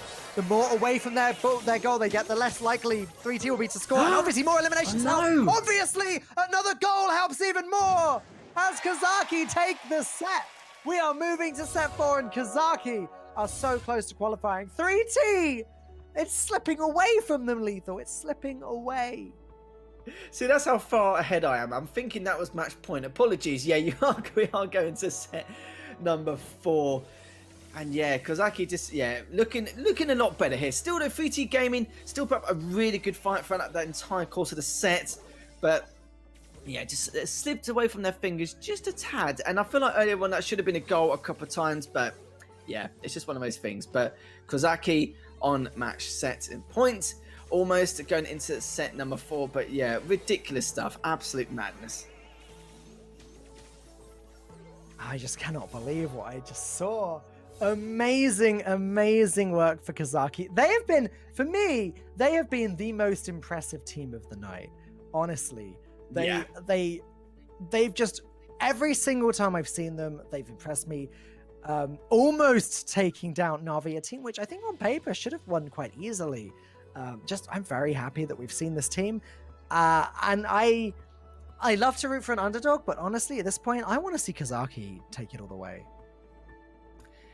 Yeah, I feel like Kozaki could do a lot more damage in the top 8 if given the opportunity. Going into set number 4, magnetic field, it would be a little bit of hot zone. And yeah, this is the issue. You see, you do say about Kozaki, and I think you're right though. Like I think they're holding their own, but holding their own really, really well. I feel like they can give a couple of these tier 1, tier 2 teams a little bit of trouble in the future. But how much trouble? There could be, they're falling on some players' shoes here, and 3T Gaming still looking to fight back, which they could do. We see some dodgy things on hot zone, especially on magnetic field. I've seen it a fair few times in the past, but my word, if we do go to set 5 down, it will be on double swoosh. It will be a bit of gem grab, and that is definitely going to be a butt burner there. A lot of aggression, I'm sure, if it does get to set number 5. But let's talk about set number 4, as is currently Kozaki up 2 sets to 1. We can see if the side of 3T Gaming can come back from this and take us to a final set, or Kozaki are going to close this out. Well, here we go. Max, Sandy, Jean up against Jesse, Amber, and Sandy. It's all going to come down to this tiny little zone in the center of the map. And at the moment, Kozaki have control. But 3T have the points advantage, and they have the brawler advantage in the center. Kozaki having to push back in order to survive. Obviously, brawlers like Jesse putting up turrets can make life very difficult for the other team. Amber is also very good with the area of effect damage and the time damage of that super. There goes X, burning alive right now. That was brilliant. Yeah, Barrett's good job from him cleaning him up. And as he cleans up U4O as well. So Sem, last man left standing, but Sem, he's a cheeky guy, Dan. Still managed to stay alive. It's weird seeing him so far back rather than overextending so far forward, trying to do what he can. And now almost taking down Ilkiver, but actually he's the one who takes down Sem. They have control of the zone here. X also taking out Barris. So it's going to be a 2v2 scenario as UFO on that left lane. He's hoping to go for a really nice flank behind him, but doesn't matter too much. I don't think they expected him to come from that side. So Daxkid also gets taken down, and now they have the zone control. A little bit of catching up to do here for Kozaki. Catching up is something that we've seen them do several times before, but it's very difficult in hot zone. 20% remains, definitely a percentage that they can catch up from. U4O trying to help Sandy deal the damage. Oh no, U4O! Go! Just about gets the elimination on the Amber. That's huge. The healing came in, but not enough. But Jesse goes down anyway, and now it's... Oh, look at them. No. Just eliminating every player as they enter the zone, but I don't think they could do enough. They can't take down the Amber. 3T! Take the first win of hot zone. This is ridiculous. It was just... If you're just going to keep trading it out, they're going to win eventually, aren't they? It's the fact that they had they had positional advantage, but they are not going to be able to do much with it because you need to team wipe him every single time. You need to kill him together, not like one by one. Because if you're just going to keep trading back and forth, that's what 3T Gaming want you to do. They want you to keep trading back and forth, so that way they will eventually add the additional percentages over the period of time, and it's going to happen, and eventually they will win. So that huge early lead they had made wonders for them, but. Is it going to happen again? It is hot zone. It is, like I said, it can be a little bit dodgy sometimes, but good start from 3T Gaming, looking to try and go for that set 5 and take us to a final set. Amazing. Honestly, I'm so glad to see it. 3T have not given up. They are fighting as hard as they can, and it's really, really great to see. They're going to keep it going. Are they going to be able to win this one more game? That's what it takes to tie things up. Kozaki they're going to be sweating a little bit. They are going to be sweating. They want to get the win themselves. They've been so close for what feels like the last 2 hours to qualifying. Just one tiny little match. That's all they need to win now.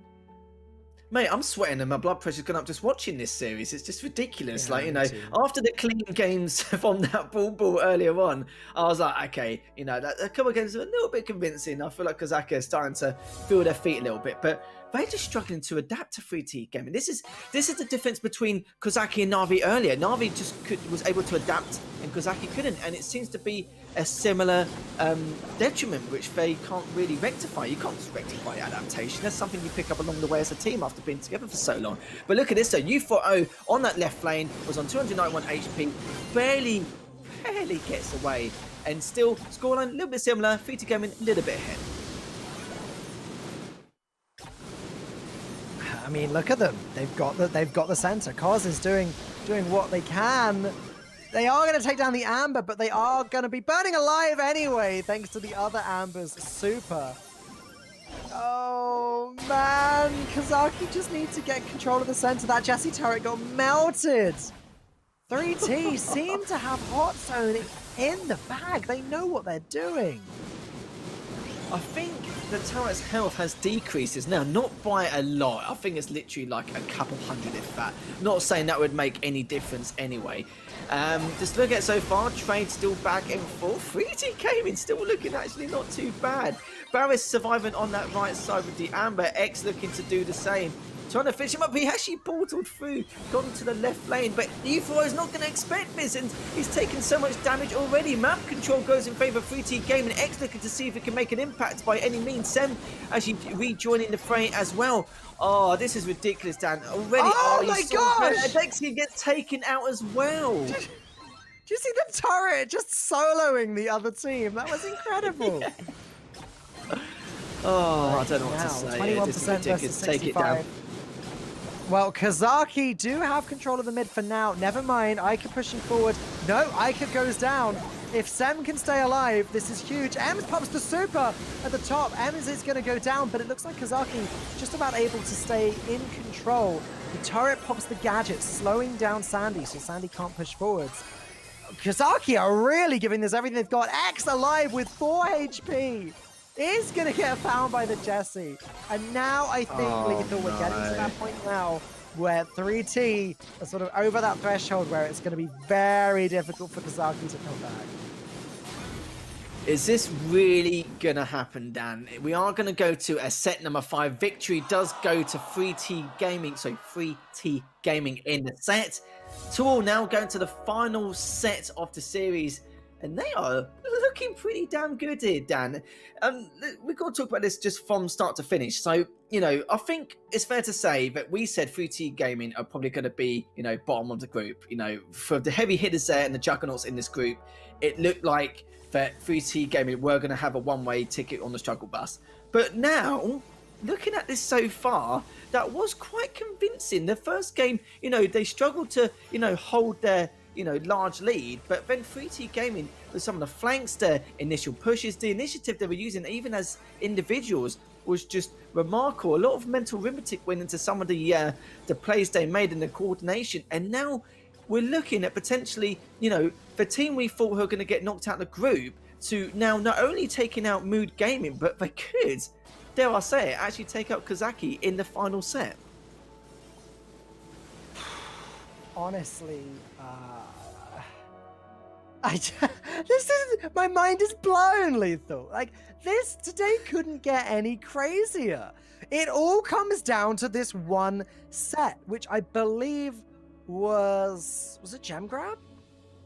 Yeah, I think it is Gem Grab. Yeah. Pretty sure. It's all coming down to this. Who would have thought? Who would have thought that it all comes down to the final set? One of these teams moves on, the other gets eliminated, and they've got 3 games to prove themselves.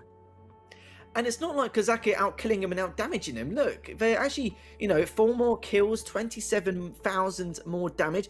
It's just really smart plays, good individual skill.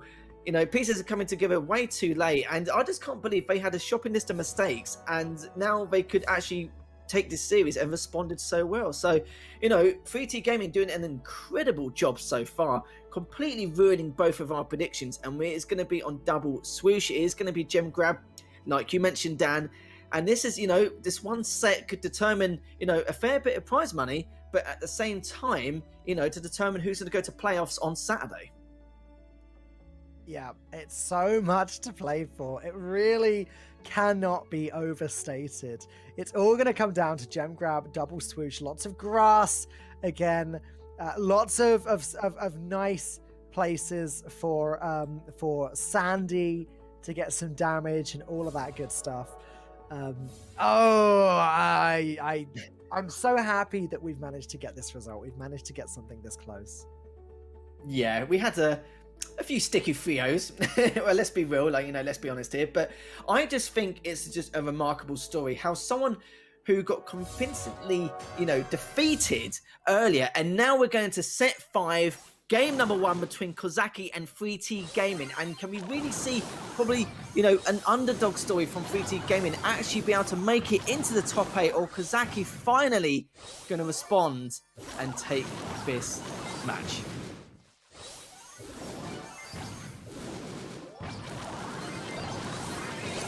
For a second here as Aika goes down. The gems are going in favor of Kozaki at the moment. In fact, Kozaki full control of the center. This is huge. 3T having to push back. Obviously lots of grass, lots of potential for them to push back in. Ard is heading in. Jean also heading in. But look, Amber burning down the grass, trying to remove any potential for a surprise from the other team. Oh, you saw that on Dakeskin. Manages to take up one of the players on the side of Kozaki. I don't think U4 even realises pushing down that left lane. And they still have the mid control. They're the ones who are up 5-3 here. As the pull comes in, U4O does manage to clean him up nicely. And looks at map control slowly going in favour of Kozaki here. Where you can see the wealth of experience starting to show a little bit more. As Ilka still looking to try and back away. Does have the 3 gems, so of course he does need to stay alive. 8 gems to 3 now in favour of Kozaki. And they've actually backed away just a little bit here and given away that map control to 3T Gaming. They have. Sometimes you have to in gem grab. The thing is, they backed away with 7 gems. All they have to do is wait for an opportunity to strike once more. And it seems like they may have found an opportunity. That's it, 9 gems. One more little opening is all they need, and then they can start the countdown. This is absolute madness. U4O takes up one of the other players again, also takes down a second. Looking for the third. That's an entire team wipe for U4O. Took out all 3 members with the support of Sem and X. And now, how is 3T Gaming going to be able to catch up? They're looking to push on through. Does take out 1, but X is way too far away with this 14 gems. And there we have it. Kozaki do win the first game of set number 5. Match point again to Kozaki. Must be their second or third match point now. Yeah, match point one more time.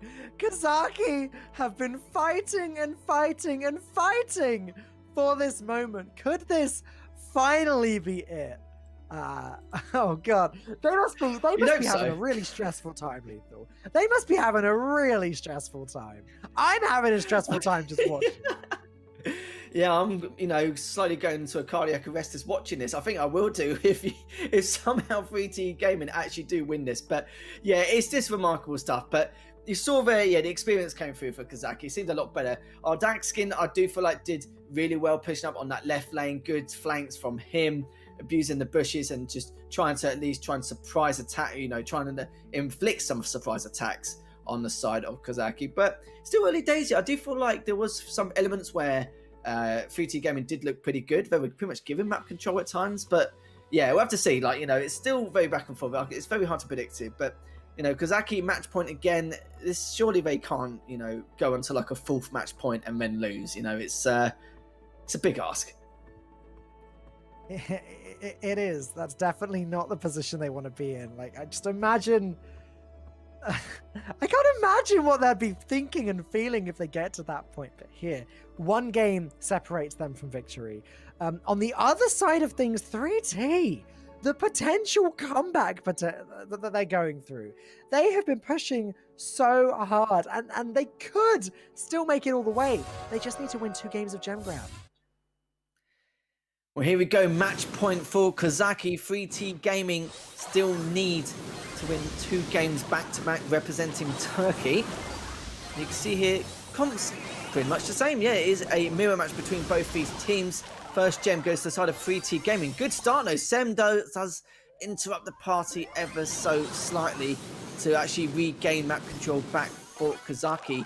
And 3T Gaming playing a little bit scared, but at the same time, not really. They're just trying to regroup and try and redeploy exactly what they tried to do in previous sets. Just, work together and try and use that individual skill on some occasions. But they're not giving these kills away as easily as this last game. They're trying to stay alive, regroup, trying to figure out a way to try and regain that map control. But still, though, the gems are pretty much the same. Sem does take down our Dak skin, and Ilka takes down U4O in the process. But X takes down Barris and may take down Ilka here as well. Left on 243 HP. Sem does finish him up. One more there. That is going to be a team wipe as X does trade out with our Dak skin.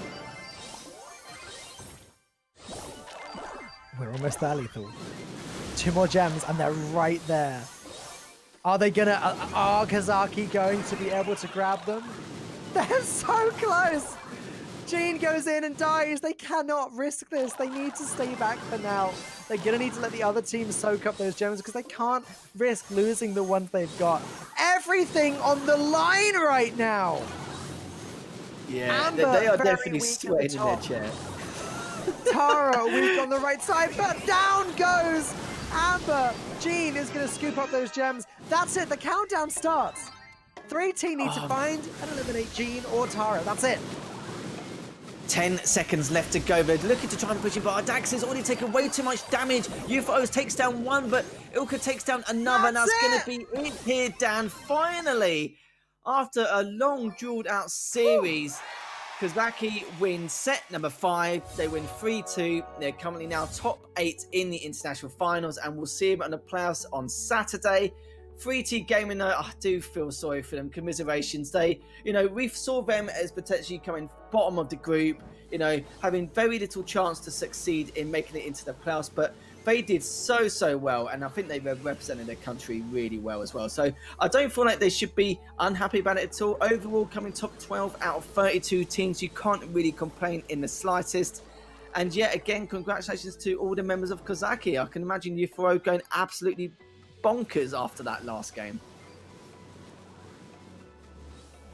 I'm thoroughly impressed by Kozaki, but I huge commiserations to 3T. It has to be said. They fought so hard.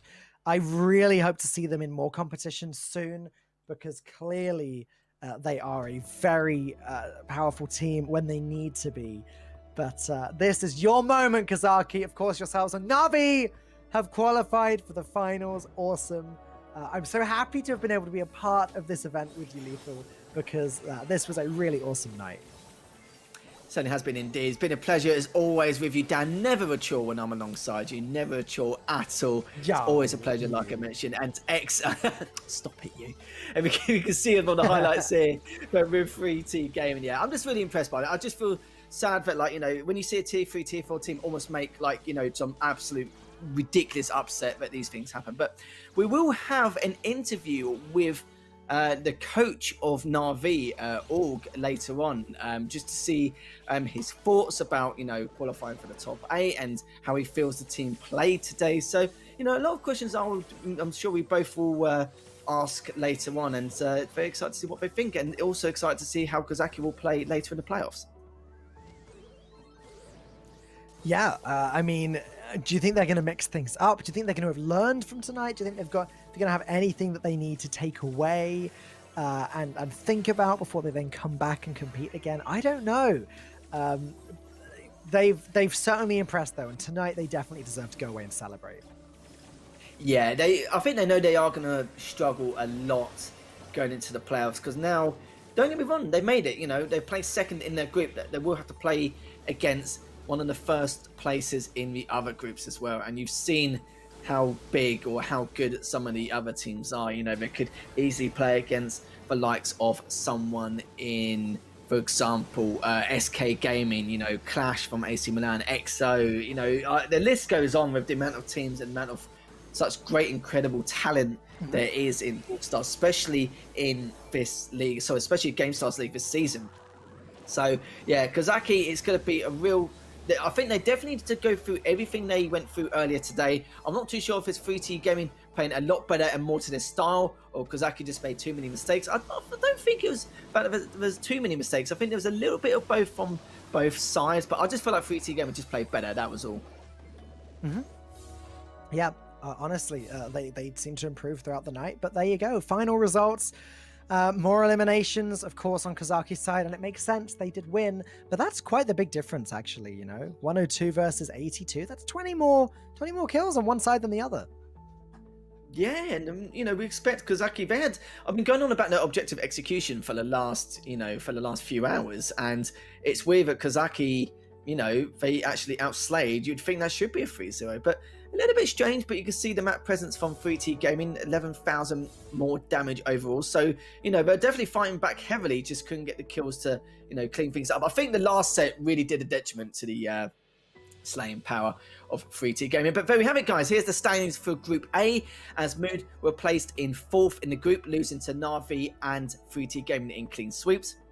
And we saw as well, Kazaki did take down 3T Gaming and then just barely beat them in a rematch, which is just absurd. And Na'Vi will go through in first place position against Kazaki 3-1 in the winners match early on. And if you guys are wondering what's going on throughout the week, then don't you worry. As you can see, Group B is going to be tomorrow between Blood Diamond Russia, Big, Zero Zone Spain, and Unima Gaming CIS. So make sure you stay tuned for that tomorrow evening. And we do have Group C, Group D in the following couple of days. And then once the groups are done, straight to the playoffs, Dan.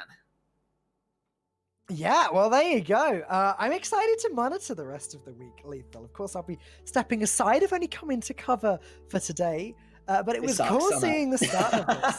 Yeah, I know. I'm going to miss you, Lethal. I'm going to miss you.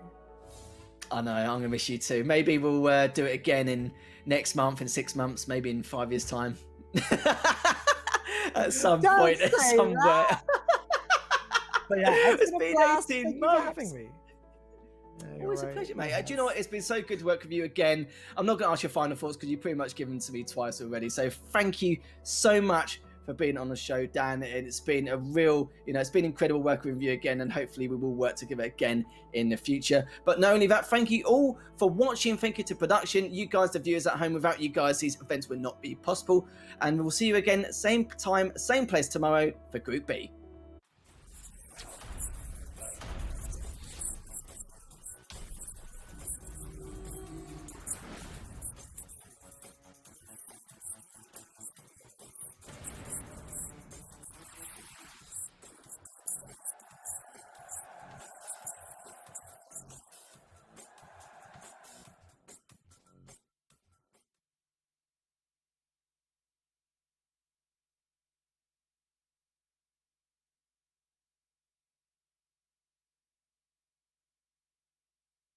Much longer. What time is it? Start at 5? 3.5 hours, not too bad. Yeah, that's right.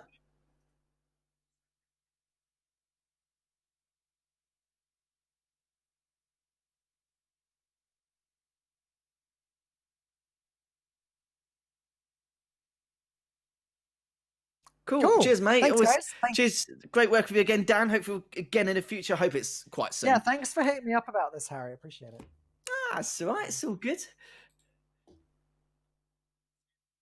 Cool. See you tomorrow, guys. Take care.